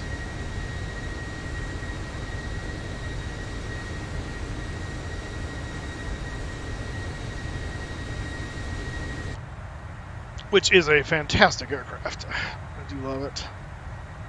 I do love it. I'd love it more if I knew why I was getting weird temp zone right-left indications for no reason, but alright. Whatever. Moose, if you had to choose your favorite Airbus aircraft, what would it be? Airbus? If I had to choose my favorite...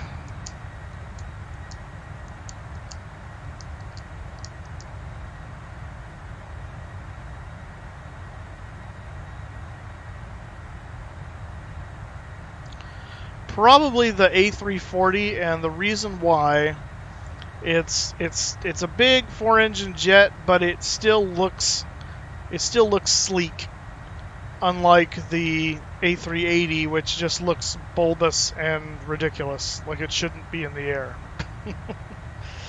I mean, the A380 is cool just because of its sheer size, but it's so big that it's kind of ridiculous. Chris D, thank you for the 5 bits. Well, Kramer was just sitting there, you know. I'd take over his top spot. Okay, is that a temp zone warning light or?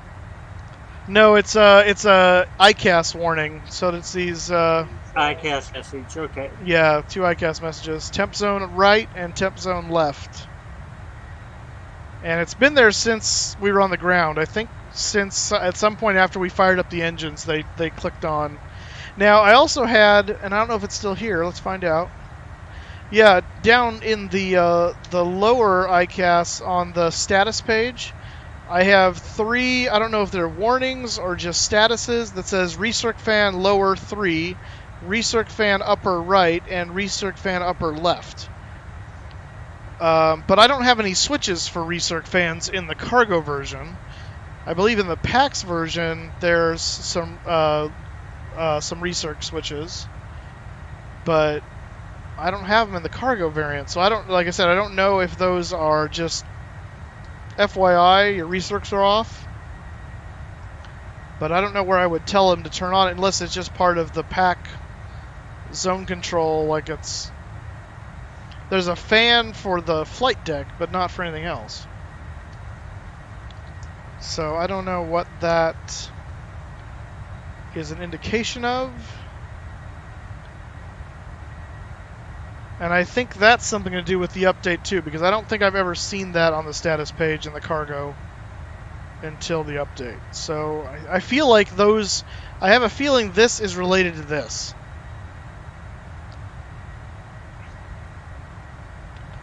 But again, if there's no place for us to mess with the recircs, then what's the point of telling me?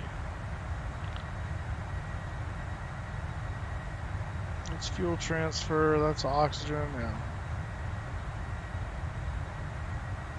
Yeah, don't make no sense to me. Utility switches are on. I don't know if that would make a difference, but they're on. Hey Moose, did you try doing a cancel reset? I did, and it did nothing. On the display, not on the unit? Yeah, no, I did it. You were talking about the cancel recall? Yeah. Yeah. So I cancel it, clear it? cancels it away, and recall brings it right back.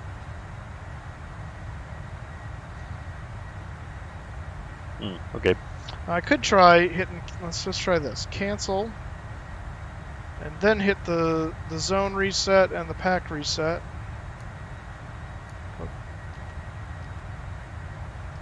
And then recall. Nope, still there. So yeah, I don't know. It's very strange. It's very, very strange. I'm going to look at the rest of these and see if there's anything that pops out at me. Don't think there will be, but...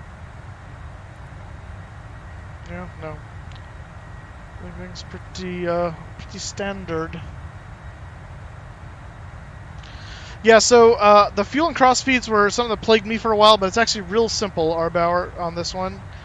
And here's basically what it is. So if your fuel load is over 120,000 pounds, Mike Ray in his 747 book calls it the 120 rule. If it's over 120,000 pounds, you basically turn everything on if you've got fuel in those tanks. So if you don't have anything in the center tank, obviously leave them off, but all the cross feeds should be on. And all the override pumps should be on as well. Once you get below 120, you'll get the fuel cross feed message on the ICAS. And basically what it's wanting to do at that point is it's wanting to do tank to engine. And so in order to do that, you turn the overrides off, and you turn the outer cross feeds off only. Leave the ones that are guarded alone. And what that'll do is it allows main 1 to flow into engine 1, main 4 to flow into engine 4. It will still keep main 2 and 3 connected to each other, but because they're the same, it will effectively be tank to engine for 2 and 3. And that message will go away. So basically, once you do your engine start, if you're below 120,000 pounds of fuel, just turn those switches off and make sure those overrides are off. If you're over 120,000 pounds of fuel, leave all the cross feeds on, and once all your engines are fired up, all the fuel pumps go on. That's it. It's actually pretty simple once you understand what it's wanting.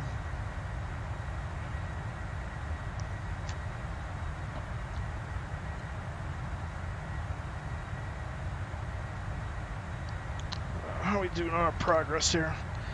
2019 Zulu for arrival. It's 19:15, so we're just over an hour. Yep, happy to help. Hope that makes sense.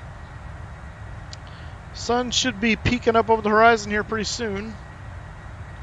It's already very much kind of a twilight. After you did the zone reset, did you turn the trim air switch off? I did. Well, I did that initially, but according to the QRH, it says to do not do that. But doing it or not doing it didn't change anything.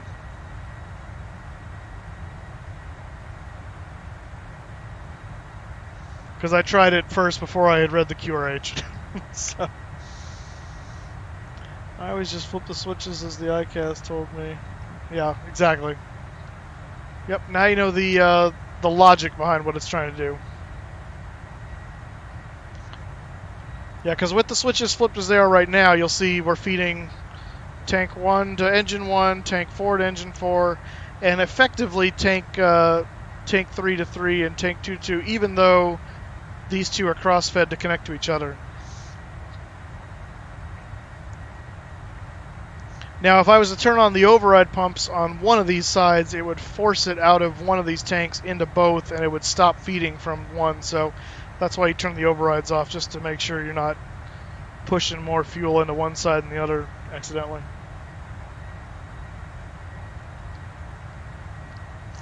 Because the tank, the pump pressure is actually, the center tank is the highest pressure.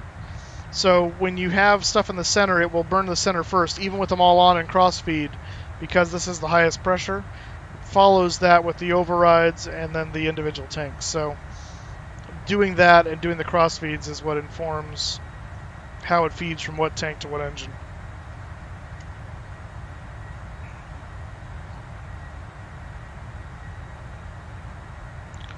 Bum, bum, bum, bum. Well, that must have worked because they didn't call me, so that's good.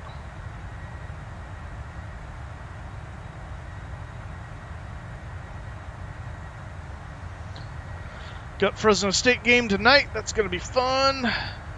Playing Toledo. Hopefully we destroy them, or at least win. Spartans took Central Michigan apart. Oh. I just Nicely landed done. in Tampa. Oh, sweet.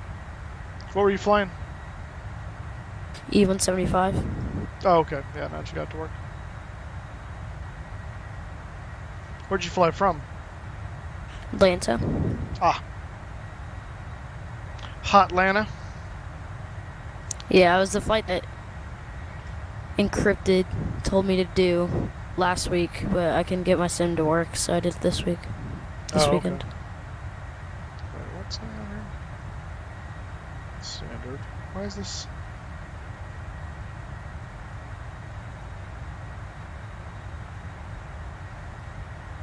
What the?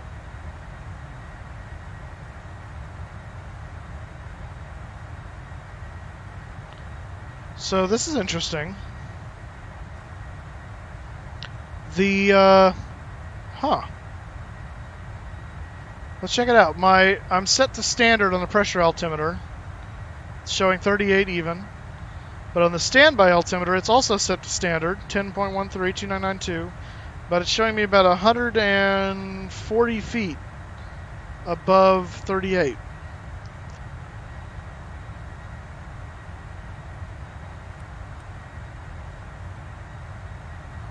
Interesting.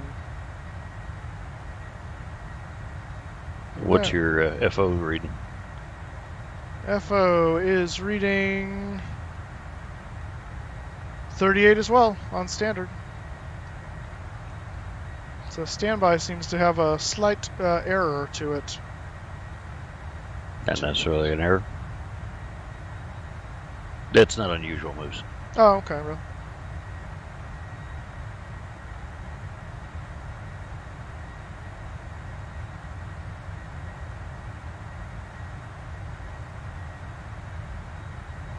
This guy's on center. That's interesting.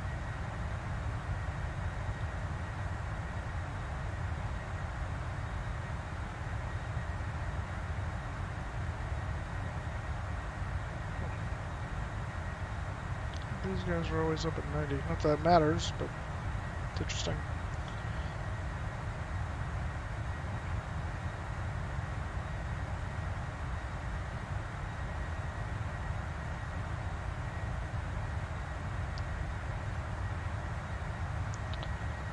Dun, dun, dun, dun.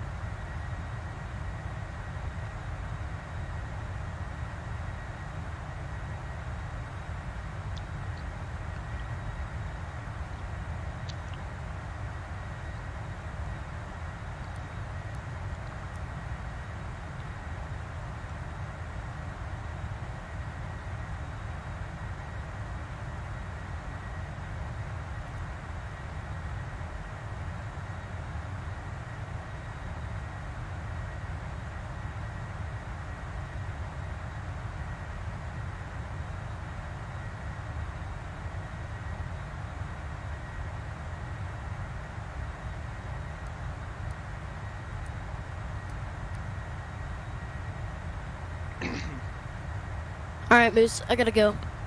Alright, man. We'll see you next time. Have a good one. Alright, bye.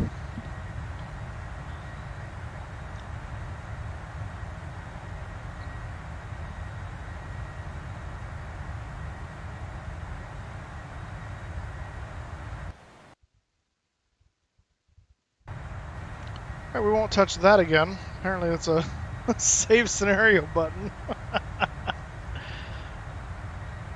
Interesting. I thought I killed the whole thing. Event RCD, huh?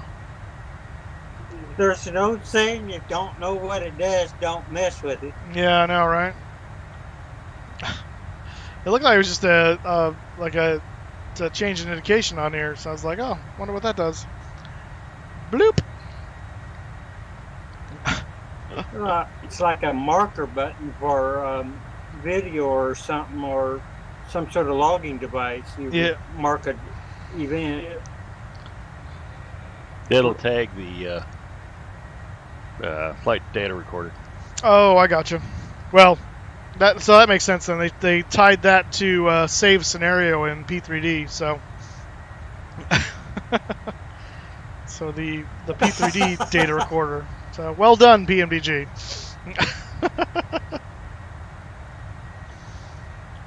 That's funny.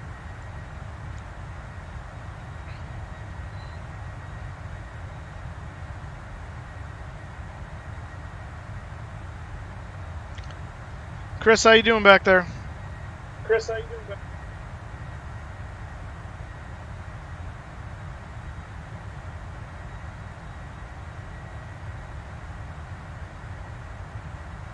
Okay, in Streamlabs, I'm trying to make a panel, flight data panel, similar to yours. Uh-huh. I want the background below the data. Yeah. Yeah, whatever you're using as a background image or whatever, it should be on the bottom. It should be above your game feed, obviously, but below the text. And then the text, yeah, just the individual text boxes, obviously, for the data points. Can really be in any order as long as they're above the main graphic.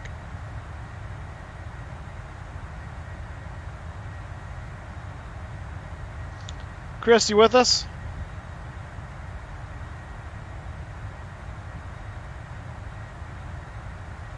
I stepped away for a moment. Oh, we've sun up. Almost. Yeah, I'm going to have to step out here for a minute too. Okay.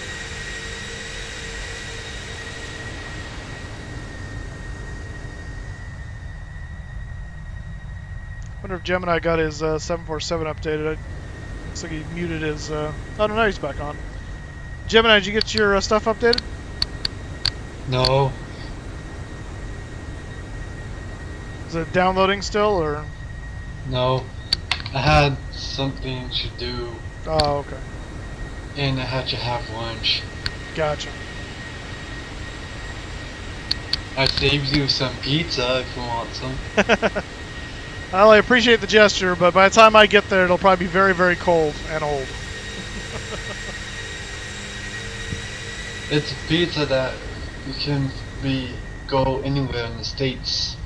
Oh. Special pizza. It's from Chicago, and they can ship it around. Oh, goodness, really? But Which one, Gemini? Giordano's. Yeah, great. I got one right by me. Plan to do that tonight, actually. I got one in my city.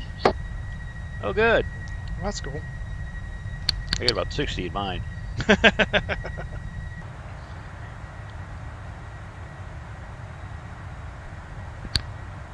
You should have sinkholes.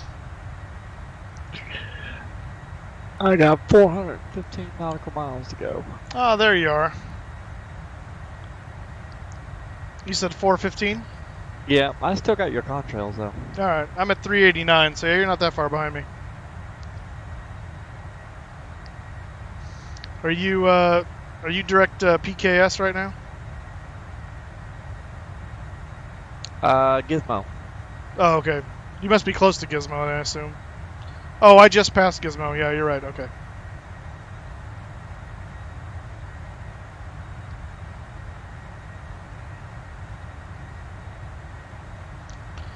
Just passed it.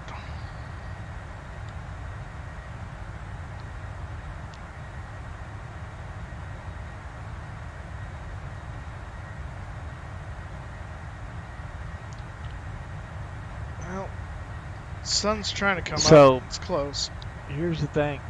Okay. You got your weird thing going on with your packs. Uh-huh. I got tire pressure. Really? Yep. Tire pressure on ECAS, and it won't go off. Hasn't done anything. On your gear, does it show any problem on your tire pressures? Look at the Synaptic. Yeah. Because you might have blown a tire on takeoff or something. Nope, everything's all white. Everything's right around 200 to 207 or so? 228, 229, 228, 229. Okay, turn on your four-ways, pull over to the side, and... That's right, put your hazards on.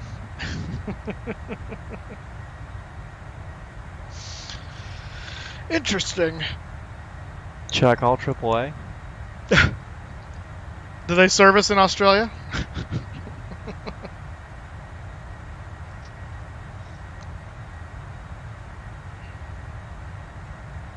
It's Australia, so it's just A.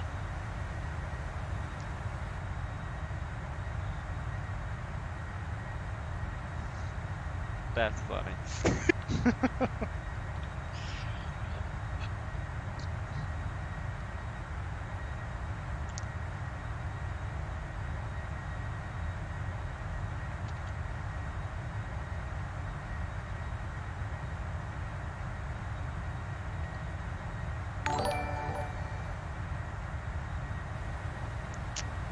Roberto Valdez following now. Welcome to the stream, sir. Good to have you here. Well, that's from last year. That's not helpful.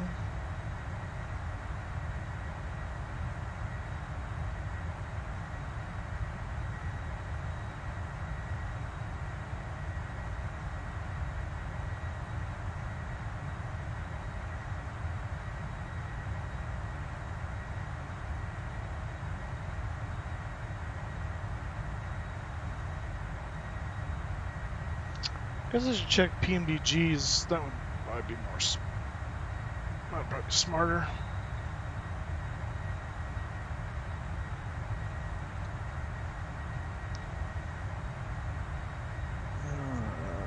Support.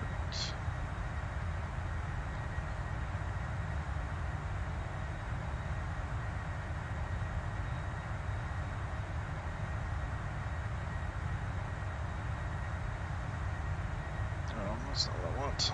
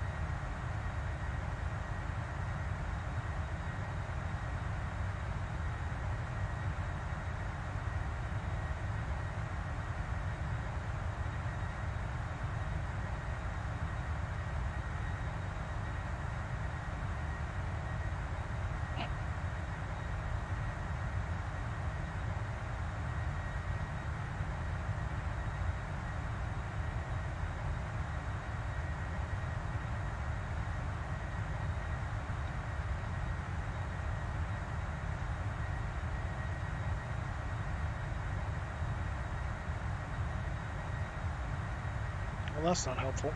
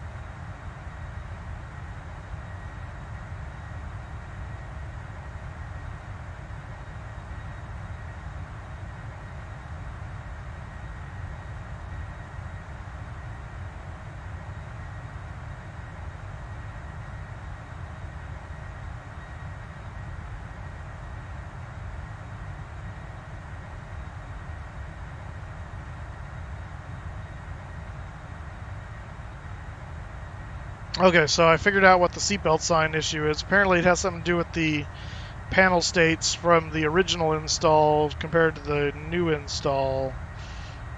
And so there's a fix coming in another update that should be pushing out in a few days. So that explains that anyway. Now if I could just find some information on this nonsense, that would be nice.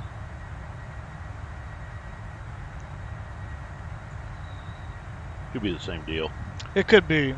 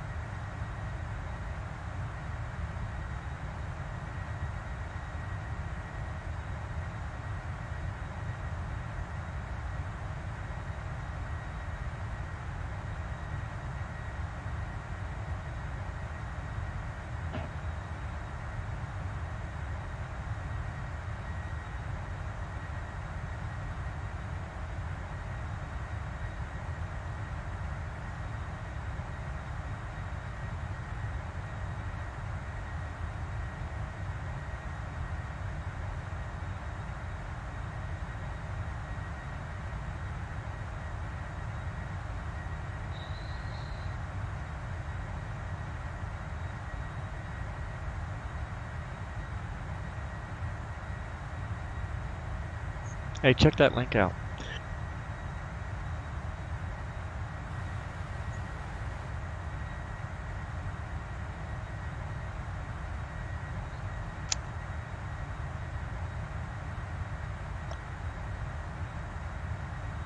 Well, that's kind of cool. I know, I like that mug. So for those of you that are wondering what I'm looking at, this is the, it's a 7478 Intercontinental engine mug.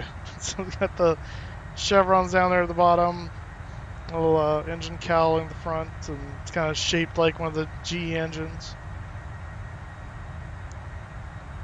And it's got the 747 kind of on the side there. That's kind of cool.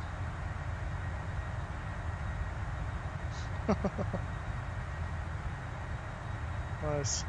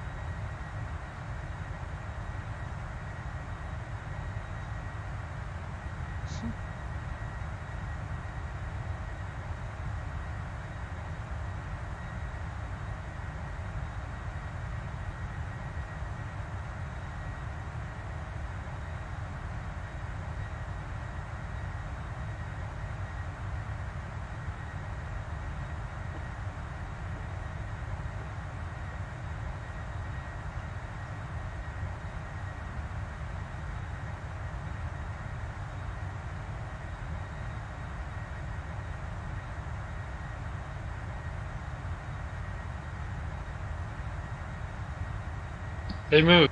Yeah, Gemini. My dad told put his email in so I can download the file. So you can now? Is that what you're saying? Yep. Oh, cool.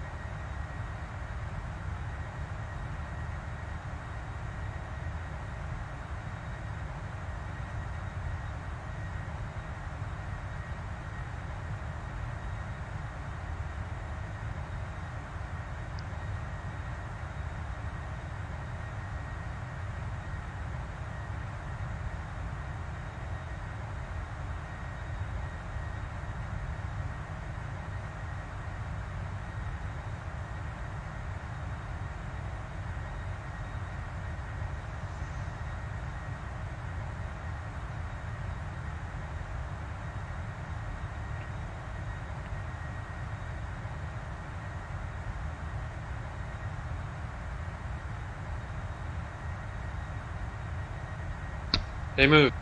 Yes, sir. How was the dinner last night?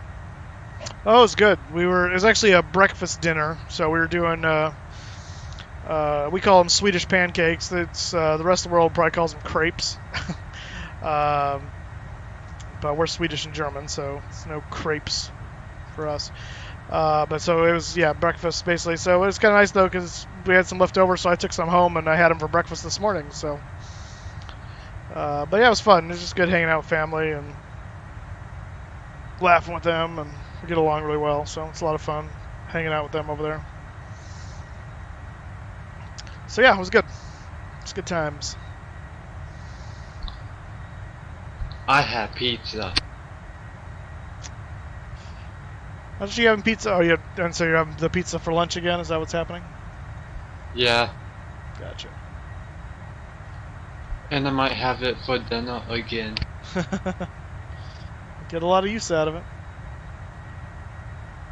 I don't think Moose understands what a Chicago stuffed pizza is. I don't really, so I can only imagine, and I'm sure my imagination is not doing anything any justice.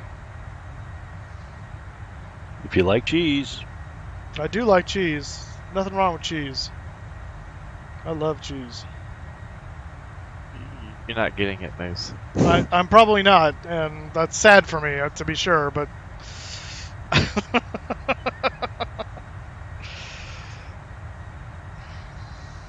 It's you take a bite and you think, okay, is this ever going to end? That about sums it up. It's good though.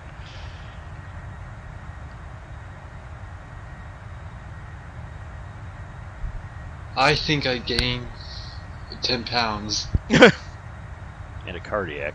Yeah. All good things in moderation. That's right. That's right.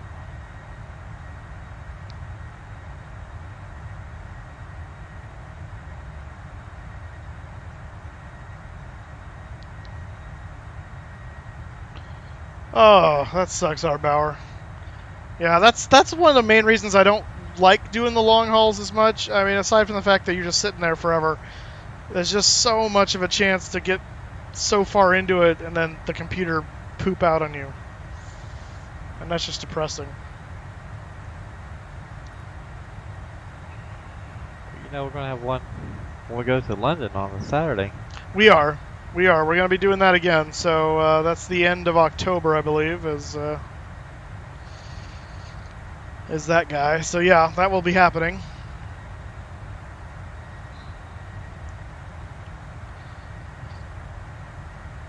Some video card error. Yeah, mine did that to me last night, actually. And it's done it to me one other time. And I'm trying to remember when that was where it did that to me. Because I think I was streaming, and it just, like, killed the sim. And it was something regarding the NVIDIA card stopped doing something. And I thought, I was wondering if maybe the fans had stopped, and so it was just crashing. But it was perfectly fine. Just some kind of error within the card goofed. And then a similar thing happened to me. I was booting up the sim because I was going to try and play with the reverser issue and see if I could figure something out. And just before I started firing stuff up, it popped that error, and I was like, oh, okay, well, better to do it now than tomorrow when I'm streaming, or last night when I was streaming. But yeah, so like anything else, they could fail occasionally, and it's just annoying. It's just annoying. Alright, 266 from Melbourne. So we should be... Where's our top of drop? Just under 160 nautical miles. Okay. So let's take this opportunity to start looking at the arrival. That's not... There you go. So we'll pull this over here. And we'll go over to Melbourne, YMML. Star, we're taking the RB1 Alpha for 34, I believe. So that's what we're looking at here. So we're going to come in from RB. We need to be at or below 9,000, or sorry, below 9,000 rather. No, it's at or below, yeah. At or below 9,000 at Tunka, and then at Belta we're gonna split off. We're not gonna go this way because that would take us to 27, and Belta's gonna take us to Ovner, Renner, Laver, Obgal, Akdel, and then final approach into Melbourne. We don't want to confuse that. Notice this on the chart: Melbourne, Addon. Yankee Mike Echo November. We do not want to mistake this for the airport. It is an airport, but it's not the airport we're landing at. So, just to be a note there. But at Gosco, we'd got to be at 230 knots.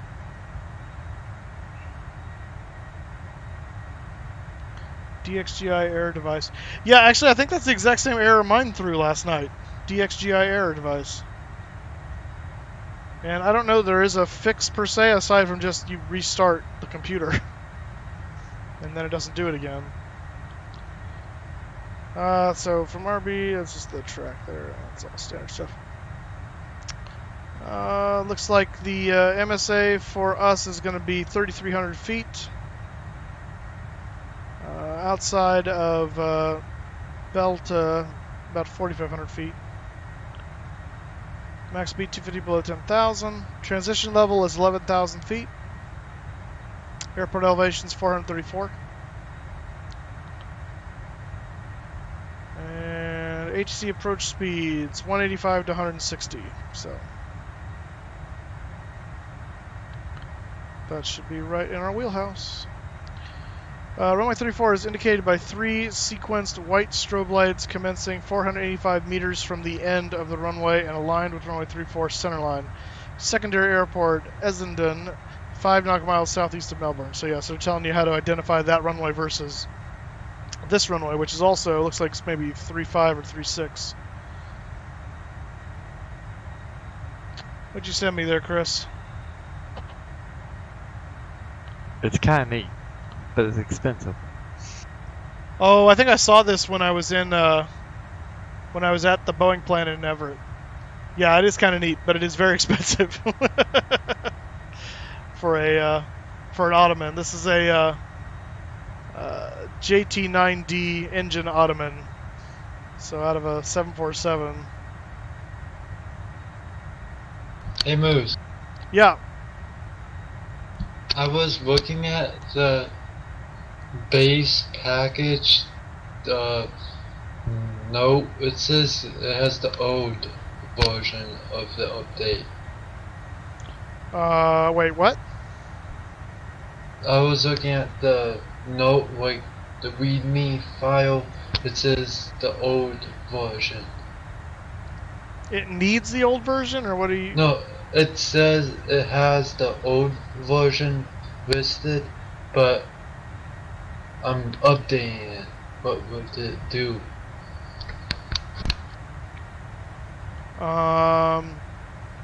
If that's the download link, you know, you have. Just want to be clear. The version you have is Queen of the Skies 2, right? Not the original 747 that PMDG released like in 2006. I got the Queen of the Skies 2. Okay. Yeah, as long as you're downloading the current installer from their website, then you should be good. In fact, I'm going to go look at the website right now. I'll just double check you. Hang on a second. I'm back. Hey, welcome back. So where'd you go? Just sitting on my plane right now. I'm flying to Wellington. Oh, nice. And let's see. That would be that. And this is that one where I had to do the backwards, I think.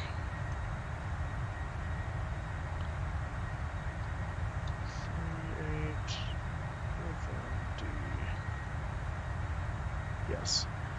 View previous orders. Okay. So looking at my previous version of 747. Yeah, so when you look at your previous orders down at the bottom, it should say downloadable products information, 7474 and Queen of the Skies 2 base package for prepared. And it gives you a download URL and then your license information below that with the activation key. So if you download that, then you should be good. Okay. That's what my dad did. Yeah. Yep, then you should be good. It kind of confused me. Gotcha.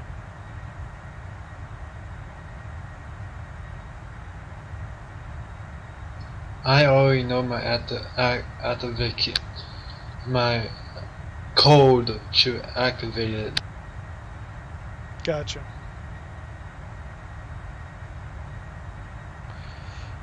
See, Chris, this is what I'd probably want to get if I was going to get one of those furniture pieces, but this is way too expensive for me. You get the 727 engine coffee table with the actual fan blades there. That's $10,000? super cool. Well, $9,500, but yeah. So obviously it's out of my price range, but that would be really cool, man. I think that the chairs and the rollers are great. Are you looking on the Boeing site, or are you looking somewhere else? Yeah, they may have sold it, but it should be on the Boeing site. Oh, I see him now.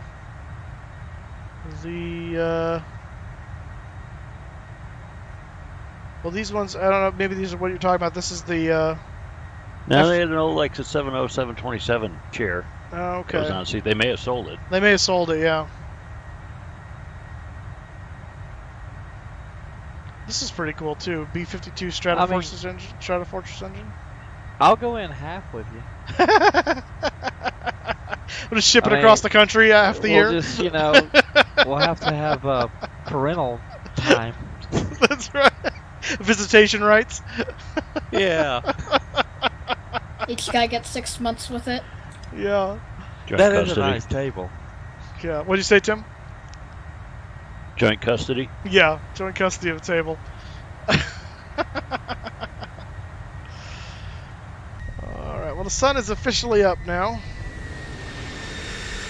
It's been up for me for a while. Yeah, well you're a little farther east.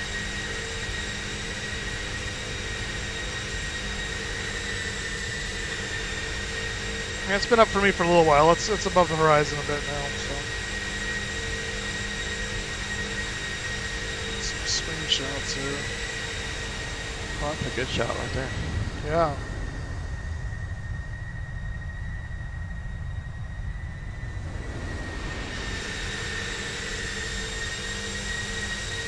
Oh, I think I see your contrails there, Chris. Hey, Moose. What's your, real quick, Gemini, what's your altitude, Chris? 32. Yep, that's you back there. What's up, Gemini? My laptop had pop-ups saying Windows protected your PC. PMDG 747-400 Clean the Skies 2 base package fsx.exe, and it says it's unrecognized app. From installing it might put my PC at risk. Should I want? Yeah, no, ignore that. That's just Windows doesn't know what the installer is. You're fine. I got Norton, so yeah, you'll be fine. Don't let Windows push you around. That's why Mac is much better.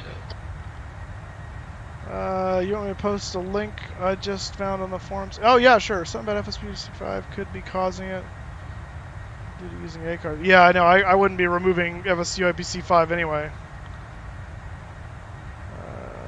Student loans for next year. Dang Defender.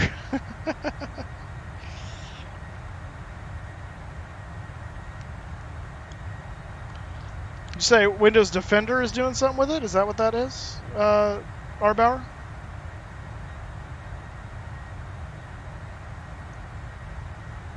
Yeah, it's getting warm in here. I think we're coming to the end of the flight.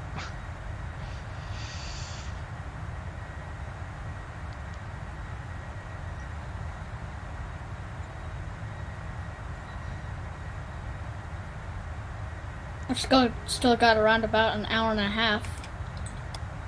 You do? Yeah. Yeah, we're coming up 2021, so we're just about 30 minutes. Oh, yeah, I know. Windows Defender scaring everybody. You don't know what this is. It'll harm your computer. No, probably not. Unless it's that one 320. Well, yeah, the malware bus.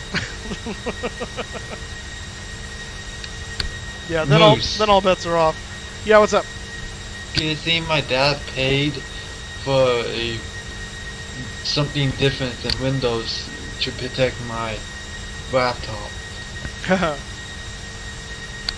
Which is trusted.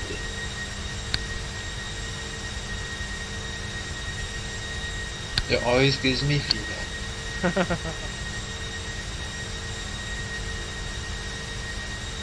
Oh, yeah, let me, hang on a second. Let me see if I can... see, how do I do this? Alright, try posting it now, Arbauer.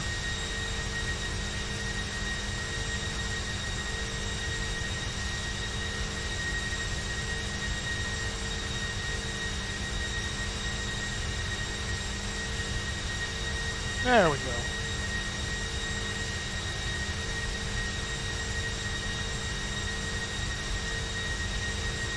Okay, I've seen multiple threads regarding the GPU crash. I don't read anywhere what the final solution was. To have a system for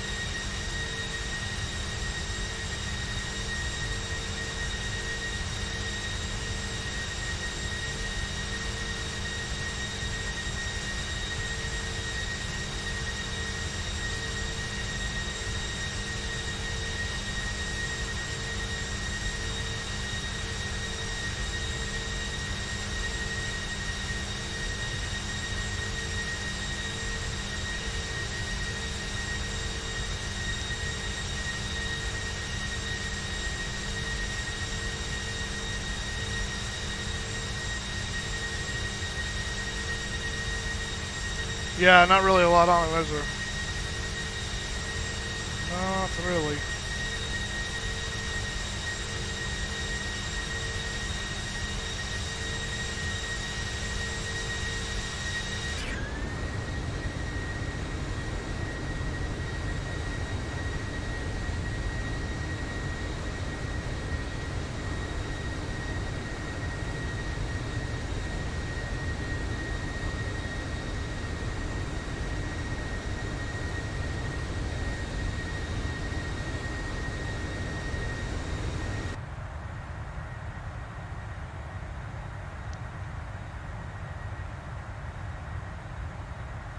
Let's check our weather and see if we're still in the neighborhood here. YMML. Wind's calm now. Okay, well, there's that. Wind calm. Visibility. Where's the text? Visibility is unlimited. Okay. Few clouds at 4,900. Temperature 5, dew point 3, QNH 1030. Alright. Well, then we can still do our plan of action. What's the approach for 3-4? It's just an RNAV. And that starts at 3,000. So, okay, top of descent's coming up. So we'll set 3,000 on the altitude here.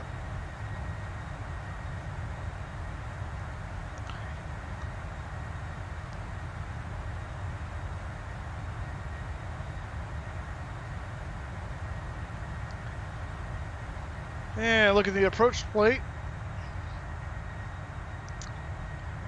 December 17th, or December 2017, 29th December 17, 22.4.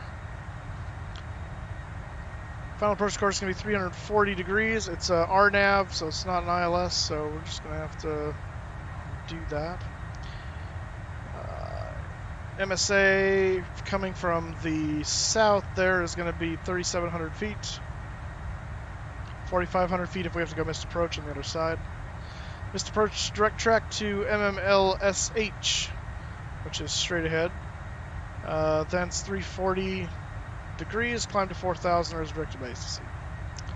And we already know the transition level is 11,000 feet.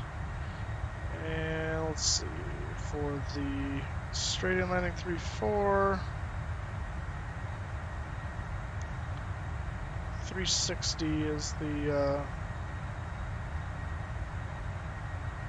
height above the ground for a decision. Okay. Got a really nice long runway too, so Shouldn't have any problems with that. It's amazing how far we've gone on the world tour. I know, right? All the way to Australia. Let's go ahead and start setting some stuff up. We'll do auto brakes 2 for this.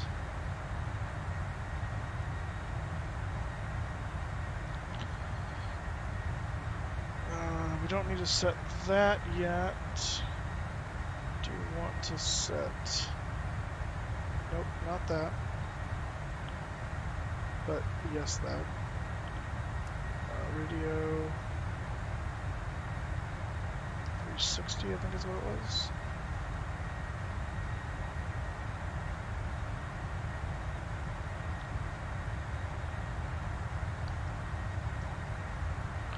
Let's confirm that.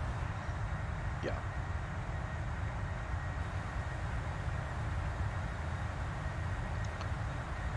Okie dokie.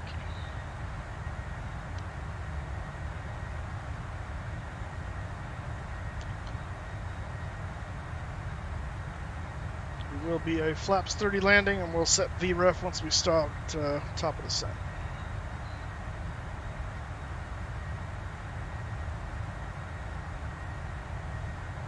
Finally, I can see my top of descent. Oh, nice. 565 nautical miles away.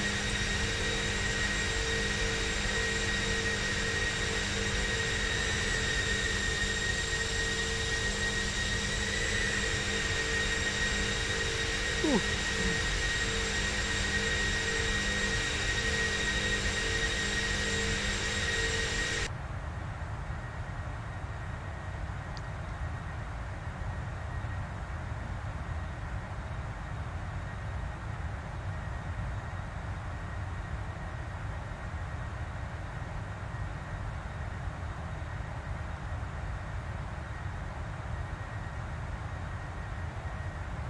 Yeah, I'm back, Moose. Welcome back.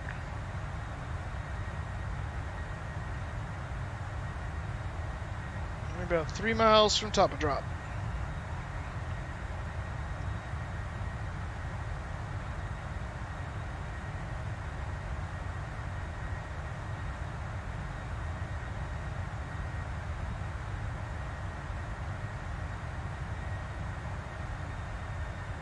Ground's power coming back. Hey Moose. Yeah. It was cold yesterday and today, but guess what tomorrow's temperature will be? I don't know what. Up in the 80s. Oh, well, it's finally getting down to 80s for us here, because it's been in the 90s, like high 90s. And I think today it's supposed to be 84, so hopefully it actually is something like that, because it's been really warm lately, and I'm tired of it. We had 60-degree weather days, 70-degree weather days in Central Illinois. Now, 80s through the beginning of October. Sounds pretty warm for your part of your neck of the woods. I feel like my town will get no snow for winter. Where is your neck of woods? Central Illinois. Oh, yeah. There's an airport. Not too far from me. There's an airport called Central Illinois Regional Airport.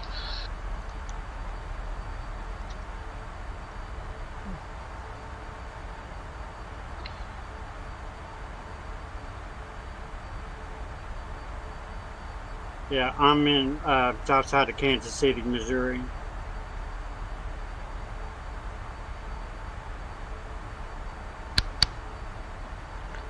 Yep, we're going to be coming your way next week for with the Jags.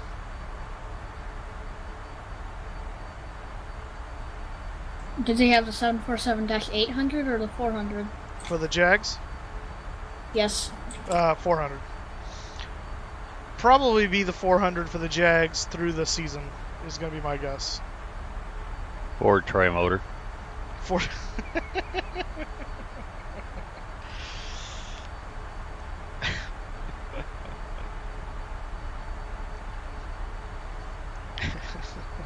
We're a poor team, but we're scrappy.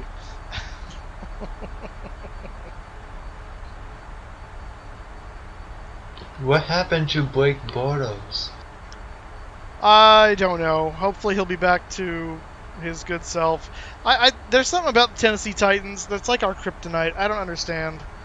So I just hope come Sunday. I mean, we're playing the Jets, so if it's close, it's going to be really sad for us because we're like, I think we have the second highest win favorability for this week. I don't know who has the highest, but I heard we have the second highest because the Jets are not good. So I don't want to jinx it, but at the same time, we should win. If we don't, then there's something very wrong happening all of a sudden. But you guys beat the Patriots and lose to the Tennessee Titans. My point exactly. I don't know. I don't know. That was very. I didn't watch the game because it was happening when I was in church, so I was just kind of seeing highlights of it. But I wish I had the kicker because all we could do was score field goals, and the kicker that I had didn't really do much. Is this for fantasy? Yeah. I think. Hold on, let me check. The kicker that I drafted actually went out because he got a groin injury the second week. Like, really? I think it was the Rams kicker. Whoever that is. Yeah, it was the Rams. No. The Cleveland kicker's still available. Yeah. But you would have came out on top last week, man, if you would have left your quarterback in. Did we pull Bortles? No, I'm talking about your Drew Brees. You benched Drew Brees. Oh, I know. You shouldn't have done that. No, I absolutely should not have done that. He went absolutely off. That was... And maybe that's why. Maybe I jinked the Jags by putting Bortles in on my fantasy team. I don't know. So I have Bortles, Yeldon, and the kicker. On your fantasy team? Yeah, for Jacksonville. And my opponent has the Jaguars defense. Ooh. Yeah, I have the Jags defense. They're money, and I just picked up because my kicker, the kicker I got to replace the Rams kicker, which is I picked up Gano from Carolina, but they're on bye this week, so I had to pick up a different kicker. So I got Josh Lambo, who's the Jags kicker. I figure if nothing else, they can kick field goals. So, and then I have I've got Breeze back in this week, and I've got who's their tight end? Safarian Jenkins is in as a tight end because my tight end Olsen got hurt week 1. Like, Hey Moose. Yeah. You should put Patrick Mahomes as the starting quarterback. Yeah, I don't know about that. Not when I got Drew Brees. Pat Mahomes throws much better than Drew Brees. Sorry, there's this little thing called the Cleveland Browns I just can't get over. So. Oh, you're talking about Baker Mayfield? Oh, he's a good player. Oh, that's right. He's over there. Where's Mahomes at? Kansas City. Oh, okay. Yep. Kansas City's 3-0 right now. Oh, really? I don't know how, but... Well, who have they played so far? The Chargers, the Steelers, and the 49ers. Okay, well, I can tell you how. The Chargers are poo. The Steelers almost lost to... Philip Rivers is pretty good. Meh. The Steelers almost lost to the Browns, so that tells you something there. And then the 49ers are also poo, so, you know. That's how they're 3-0. Boy, the 49ers... Their defense, the Chiefs' defense, has given up over 3,000 yards in the first 2 games of the season. Oh. So, don't draft the Chiefs' defense. Are you slowing up? A little bit. Because I'm descending. I'm catching up to you, like, really fast. Yeah, I know. Have you started your descent yet? Yeah, I'm at 300 knots. Should I slow down? Mine's yeah, you might as well. I'm at 259. My VNav's just doing that on its own, so I'm not sure. I'm actually not really sure why, because that does seem pretty slow for where I would normally expect to be right about now. Well, I went down to 27 knots. Yeah, man, you're right. I see you. I can see all 4 of your engines. I just realized that we, last night you flew a 737 to San Diego. You just realized that? Yeah, and you wanna know what side of the WestWind livery says? San Diego? Yes. Uh-huh.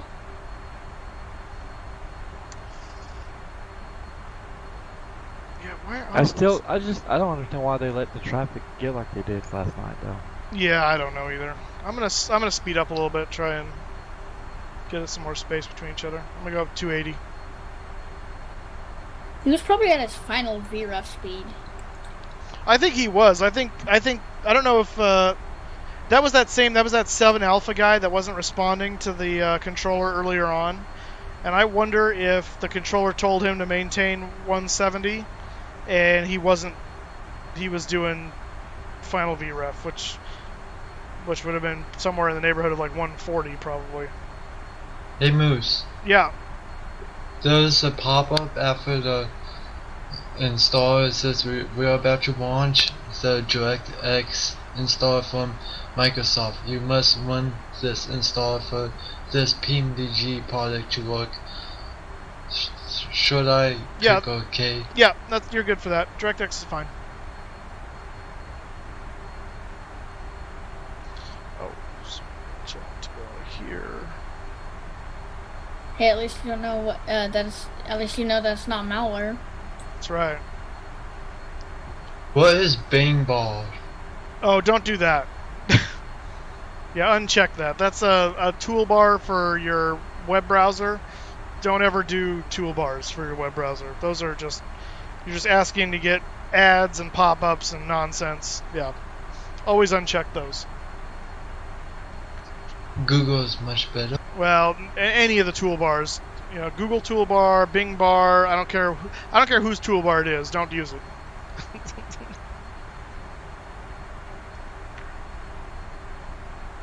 I've got an ad blocker on my web browser. That's probably smart.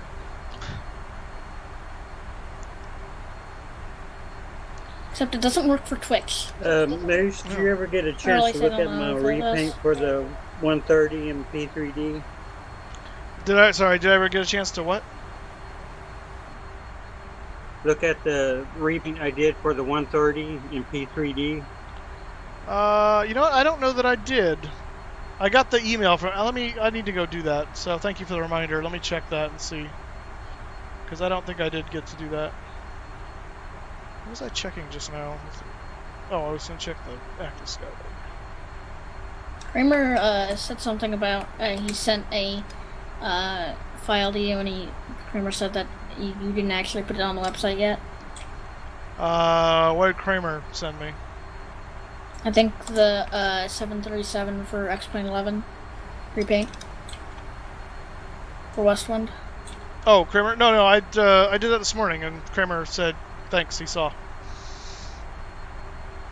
Yeah, because he had reminded me last night that because I reminded him I needed pictures first, so he sent those, and then I put that up this morning. So yeah, they're there, and it's posted in the forums too. Yeah, on the C-130, there's a bug in the model where the textures act from the tail are actually applied to the external tank. Lockheed Martin actually got back and said they will fix that in a future update. I don't know how far out that's going to be, but... Yeah, that's a good question. Interesting. Go ahead. No, go ahead. I was surprised they actually got back to me and said thanks, and we'll fix that in the future. Yeah, that's awesome.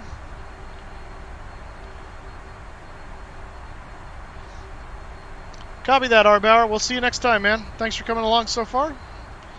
We'll see you later. Good luck with your video card. Hope it doesn't do that to you all the time. Like I said, mine just does it like once in a blue moon, so. Although it did scare the bejesus out of me the first time it happened. I pulled my computer apart, making sure my fans were working.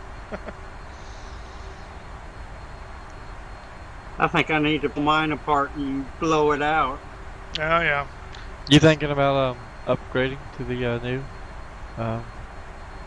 2080?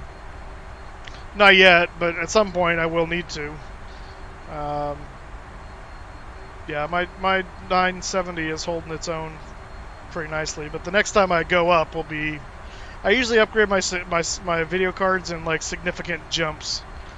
So I'll do like I had the 550 Ti forever until I finally got the 970, and then I got the 970 just I think right around the same time or maybe right before the 1080 stuff came out. So. Hey Moose. Yeah. I have a football game today. Oh yeah? What time? It was 8 a.m. Oh, you had a football game today, okay. My team won. Oh, good for you, man. Congrats. I didn't even play. Oh. What position do you normally play? Quarterback, and I play like everywhere. We got some cloudy weather at Melbourne. It's just partly cloudy, yeah. It's like 4,900 feet, something like that. But visibility unlimited below, so it shouldn't be an issue for minimums. Alright, we're going through standard here. I got 3041. I got 303. Oh, are you doing? You're on 304. Yeah, I'm using hectopascal, so I'm on 1030.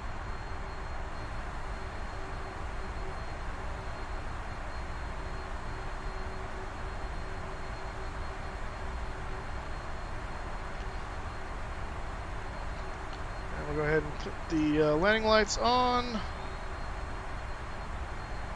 Hey Moose. Yes, sir. The install is finished. Should I click finish? Yeah. Yeah, click finish, and then I would load the sim and just make sure it loads correctly. My PMDG operation center is gonna load up. It's still what? My PMDG operations is loading. Oh, I got you. For some reason, this has been starting happening. My aircraft has been starting in cold and dark instead of doing what it did earlier, where it just loads in the aircraft and then you'd have to load in the thing yourself, like load it into cold and dark yourself. Is this X-plane or FSX? FSX for PMDG. So generally, that's an issue of you probably changed if either you change the setting on the FMC to default to cold and dark, or your whatever your default flight is saved on FSX has everything shut down on that. Yeah, because it's okay. So its startup state, according to the PMDG setup, is cold and dark. Oh yeah. So that's why. So you can change that in the FMC there to whatever you want the startup state to be. I always have mine set to cold and dark, so. Yeah, I like to do mine from cold and dark also. I always start my day cold and dark. Tall, dark, and handsome. Not even going there.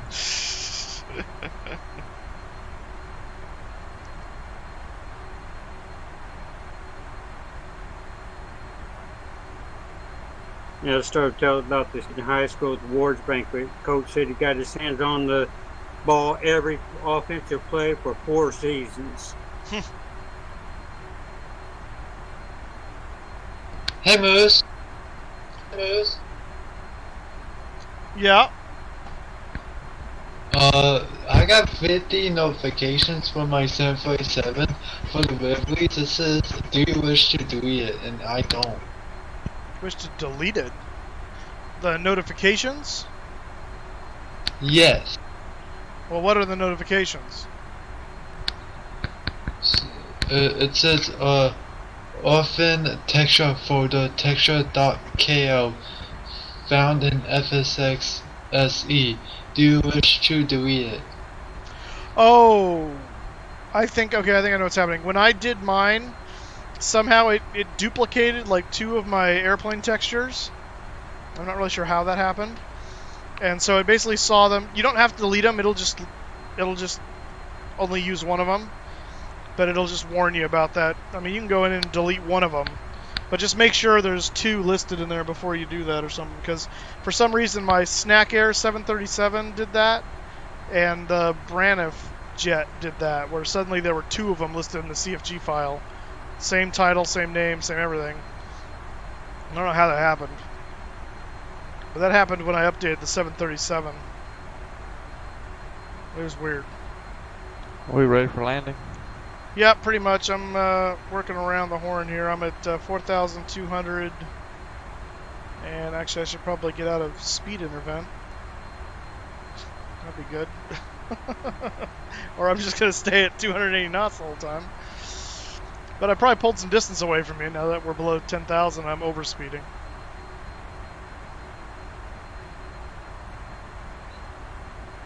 Any guesses on what position this kid played?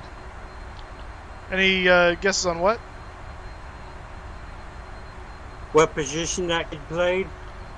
He said he got his hands on the ball on every offensive play. Correct. Was he center? Yep. He's the starting center since freshman. Gotcha.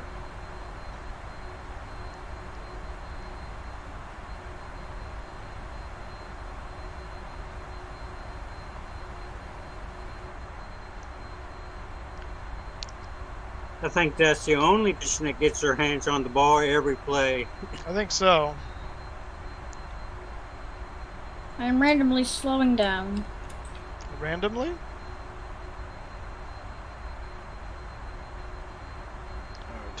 What one way are Check you your on? VNAV profile in your FC. Well, it's gone because I'm reaching the altitude. I'm going 3-4.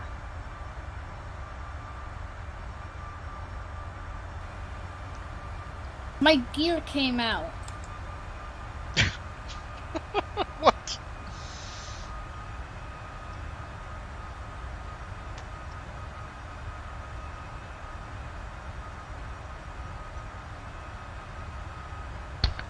They moves. You have a first officer not following the checklist?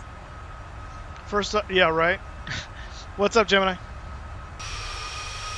Do you think I put all my textures for my planes in like a folder so I can re-add them again? Wait, what? What do you suggest? What are you suggesting you do? When I download liveries, I put them in like a folder for the exact plane, so I know it's there, so I can just re-add my liveries from my folders. Oh, I gotcha. Now I gotta click OK 50 times. Who's Albert, David? A co-pilot? Oh, you just named him Albert? That's awesome. Is it a cat?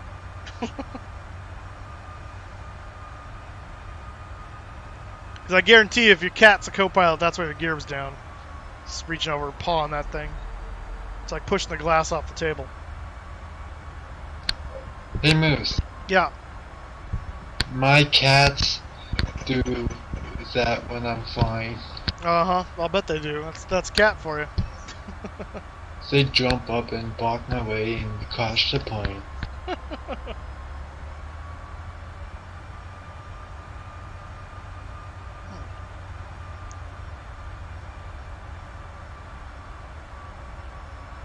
I haven't seen land in a while.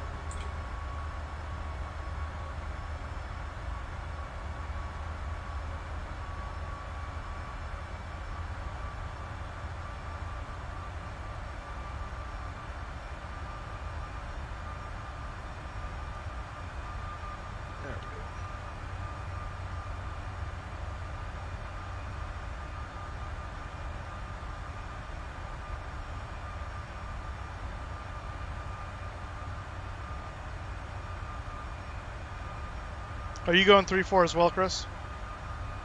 Oh yeah. Okay. I'm behind you. All right. I got a little bit of space.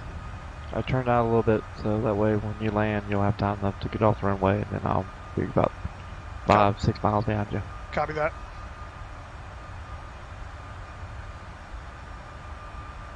Hey Moose. Yep.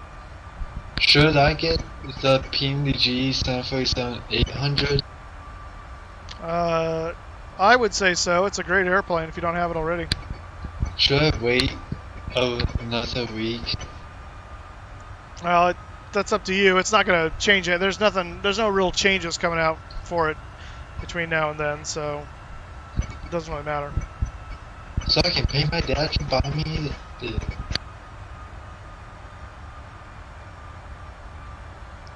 Alright, we're turning base. Yeah, I need to work with the Apply 747 more.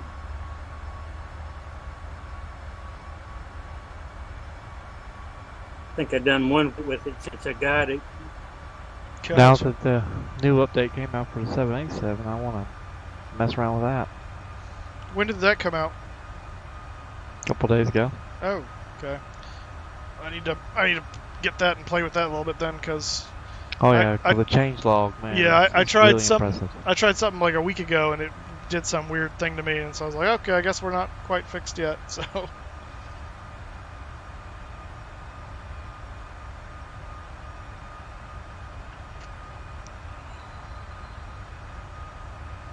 That was downtown Melbourne.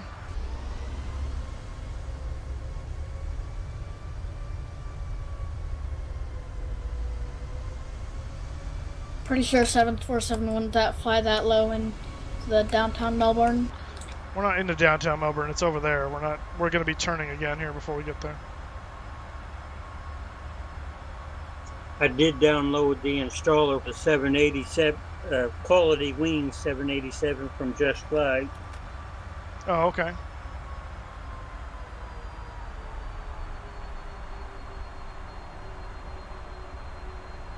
You said that was not Seaware though, didn't you? That was not what? Steadyware? Oh, I don't know. The Just Flight something?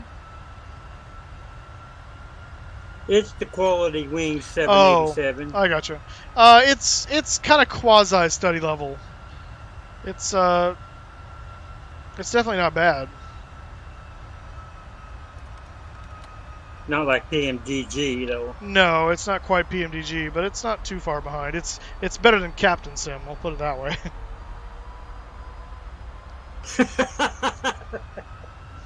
That's not hard to do. That's true. It's really not. Captain Sim's good aircraft.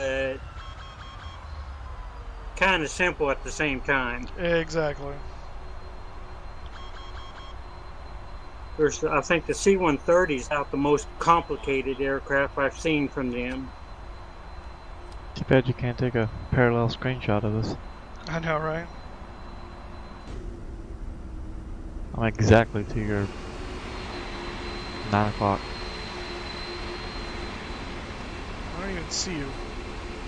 Okay, I was just going to tell you to drop here.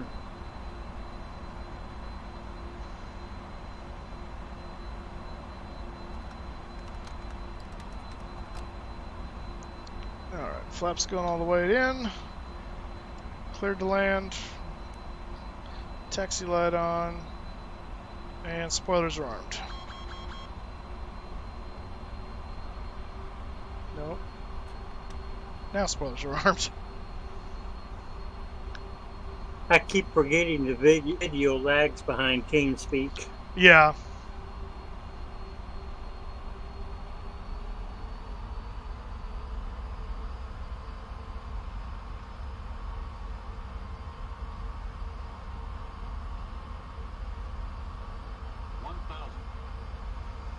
Thanks, Flight Sim Stream. We will try.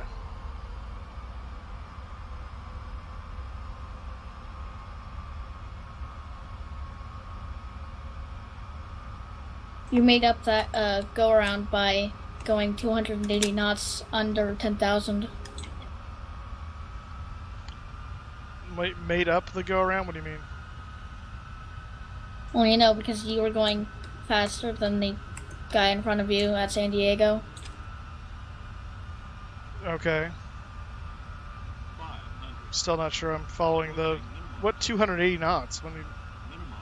That was today. Yeah.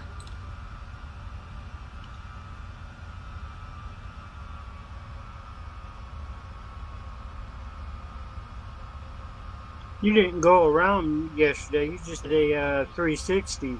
No, it was a go around. He called it go around. 50, 30, 20. Oh, that is nice, Moose.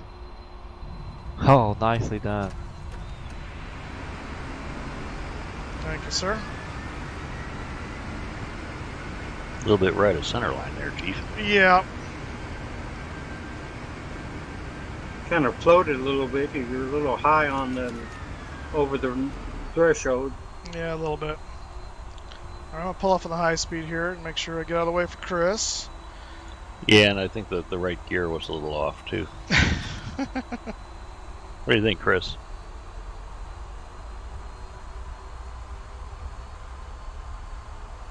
Oh, you're not going to take a reverse high speed to 7.4, are you? No. I'm taking the I'm taking the normal high speed.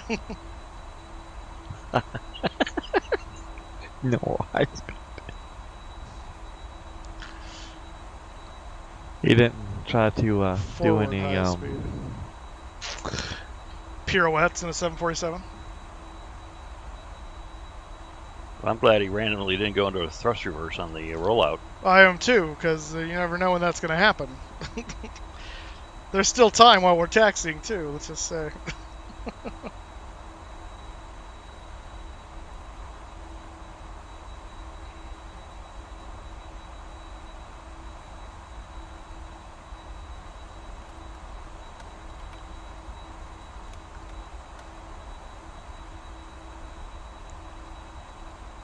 Oh, we've got a an altitude problem here. We got to fix elevation for Vector.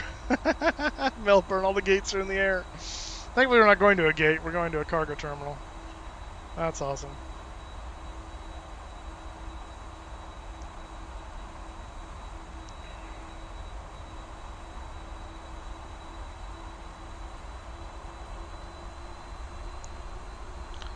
Speaking of which, let's see if we can figure out if GSX can actually do anything here. Parking. 2 suitable parkings. Alright. Ramp cargo. Hey. Parking 8. No. We'll use them. Sweet. Alright. I like it.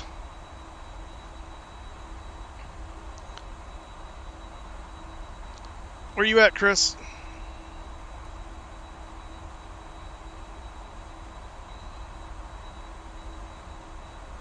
I don't see you.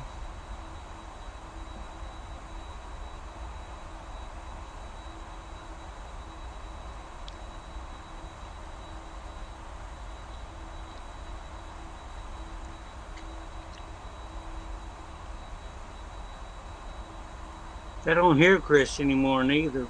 Yeah, he's still on TeamSpeak, but... I think he's on final. Oh, there he is. I got him now. Right there. Just broke out of the haze. I think I'm gonna stop at the edge of this taxiway and we'll watch him land. We'll have a nice front row seat.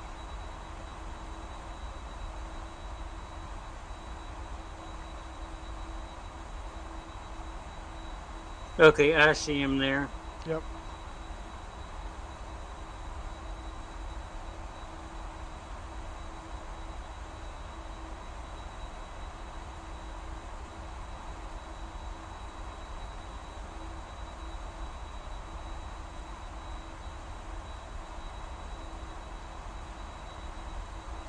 stop right here short of Yankee.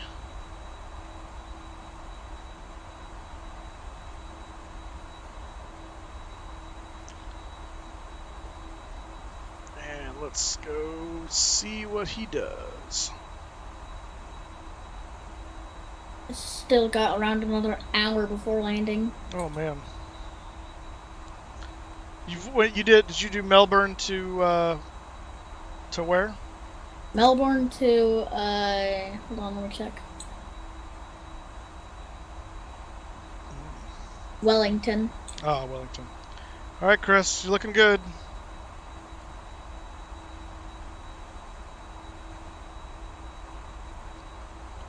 Very nice looking. Get her down, get her down. He's dragging her in. He's got a lot of alpha there. Yeah, he does. Actually, I wonder if he is technically down on his sim. We got this elevation thing going on. I bet we do. Yeah, he was down. Wait, is that like awesome. Scenery that you got, or is it? No, it's the vector has changed the altitude for this. He doesn't have vector, so I just need to tell. And you can see GSX screwed it up too.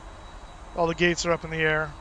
So what I need to do I is wonder if for him here on the ground. Oh, he's on the ground for him because he doesn't have vector. So you got somebody above the terminal. Oh yeah. There? What was that? I go to your 10 o'clock. Just saw landing lights out there. Wait, 10 o'clock or? Go up. Tilt up view. Oh, tilt up. Right above that, looks like the water tower off to your left. Oh no, that's the sun peeking through the clouds. Oh, okay. Yeah. Never mind. Yep. Anyway, so what I need to do is go into vector and just tell it to ignore Melbourne Airport because obviously it doesn't need to be altitude fixed there. Every once in a while you got to do that. Vegas, we had to do that for. Let's see, what else did I have to exclude? There was another one that I had to do. I don't remember.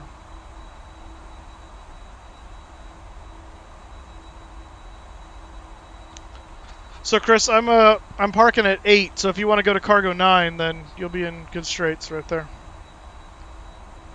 Sounds good. Sputters come back up, yeah.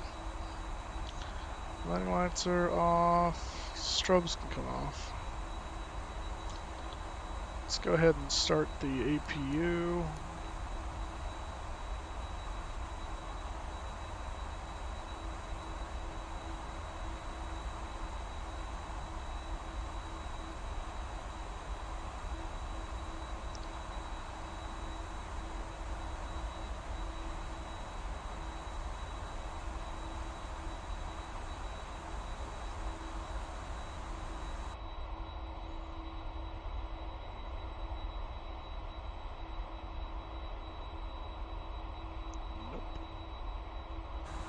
Take it you're familiar with this airport where you don't need to follow me. Actually, I'm not familiar with it, but the looking at the airport map ahead of time, it was pretty obvious where I'd be going. So it's no Boston or Schiphol, and you can see the airport. The elevation issue is getting the guy in. He's doing a Peter Pan. We got Peter Pan bringing us in today.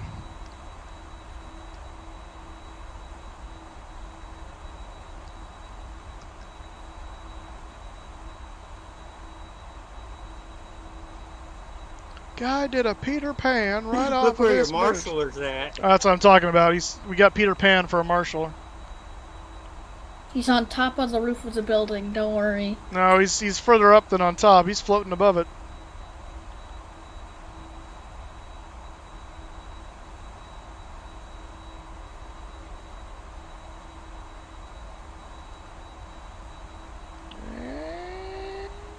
Caption.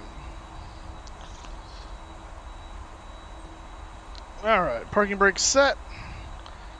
APU is running, so we'll switch over to APU Gen. And we will chop the engines.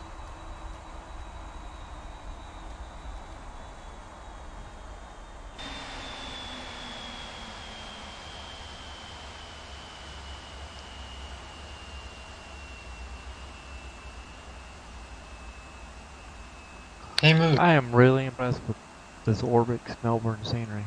Oh, you got Melbourne, nice. Okay. Oh yeah, I do, man. This is impressive. Nice. What's up, Gemini? I should send you pictures on Instagram of the A320 Neo from Frontier and Top. Oh, okay. I'll check those out.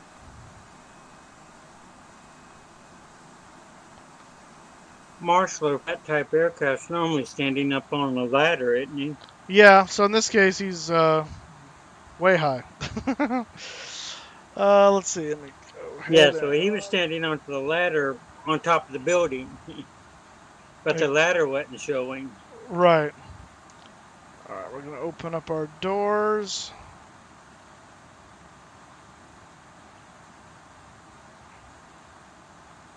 Cargo, cargo, cargo. And once the ladder's in place, we'll open up the side doors. There's Chris. Ladder's coming up. Yeah.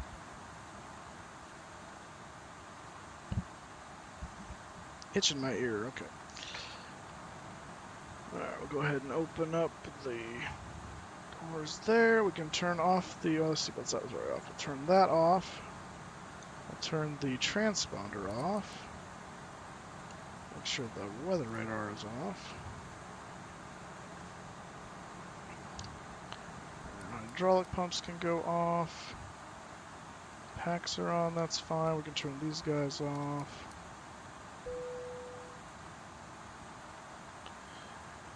And that's about all she wrote. Just waiting for Chris to finish taxiing in there. Chiefs play the Bronx Monday night. That's beautiful.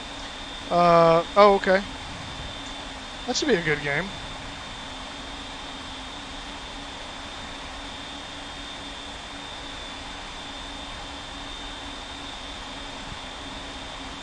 Sorry, but the ground crew, are they on drugs? Probably. It's Australia. You know, who knows what's going on down here. Yeah, he just ran through your air out there. Yeah.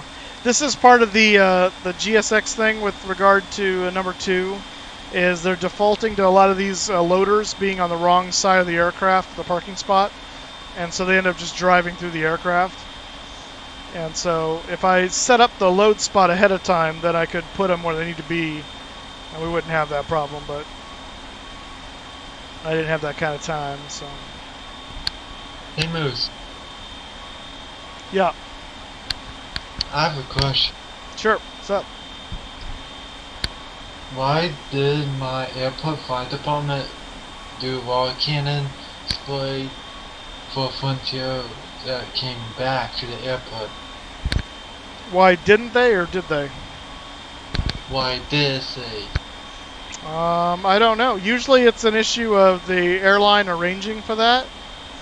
So it may be Frontier is such a budget airline and cheap they didn't care to arrange for that. I don't know.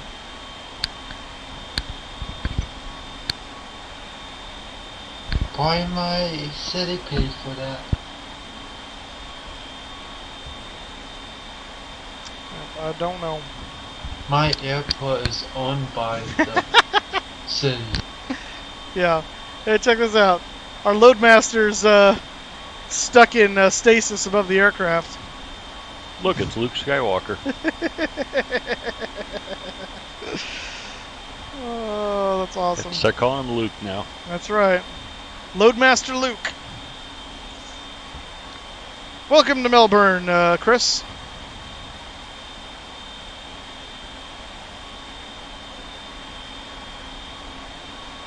That is funny. Oh, he's slowly, he's moonwalking. He's going backwards. He's walking on top of my 747. That is hilarious. What is going on? I do not know. But it's hilarious, whatever it is. He's Hey, Moose. Oh no! He's stuck in the plane! Hey, Moose. Yeah, what's up? He's trying to get in the flight deck. Yeah, he's doing it the wrong way. He's gonna be coming down here soon. Oh no, here he comes! It's like something from Poltergeist. Who is that guy? He's a Loadmaster. That's awesome. Oh! Now he figured himself you sure out. He's not a ghost? He finally figured out how to get out of the plane. He's a ghost Loadmaster. Come back here, buddy. He's teleported. Ah, he just walked through me. I felt so cold. He's Loadmaster, been right? slime. That's right. He slimed me. Where are the Ghostbusters when you need them? That is funny. What happened? Does it really need a van for one person? I would think the pilots would come out here at some point too, but I don't know. Oh, there they are. Yeah, why are they? That's so weird. They're spawning way above the aircraft, and then they're like hovering down. It's like Stairway from Heaven. That's another GSX bug, isn't it? Well, I think it has something to do with the fact that the airport elevation is all screwy. No, that's the related to the elevation issue. Yeah, I think so. Sure is killing the immersion, though. Oh, that's funny. Entertaining. It is entertaining, I'll grant you that. Entertaining it is. Alright guys, that's going to do it for me. We are going to call the Ghost Hunters. Yeah, exactly. We should be streaming next week. Let me look at this. See if there's anything I know of that would cause that not to happen. I don't think so. Excuse me. Let's see. Friday next week is fairly normal. And Saturday next weekend is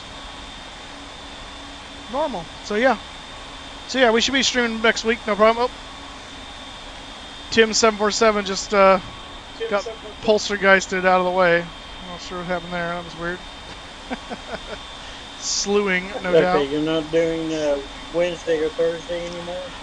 It depends. I intended to do Thursday this week, and then my boss cornered me, and we ended up talking for like 45 minutes. And if I can't get like right out of there at 5, then it just can't happen. So I'm gonna say Thursdays are gonna be kind of like if it all works out, great. But otherwise, it'll be mostly Friday, Saturday. Thursday when I can is kind of the mantra. So I'd like to do Thursday, but sometimes just there's too many times it's getting in the way of things. So who knows? Anyway, that's the plan. We'll see you guys next week. Have a wonderful rest of your weekend. Stay cool. Go Jags. Go Bulldogs tonight. And we'll see you guys next week. Have a good one. Take care, crew. Have a good week. See you. See you guys. Y'all have a good week.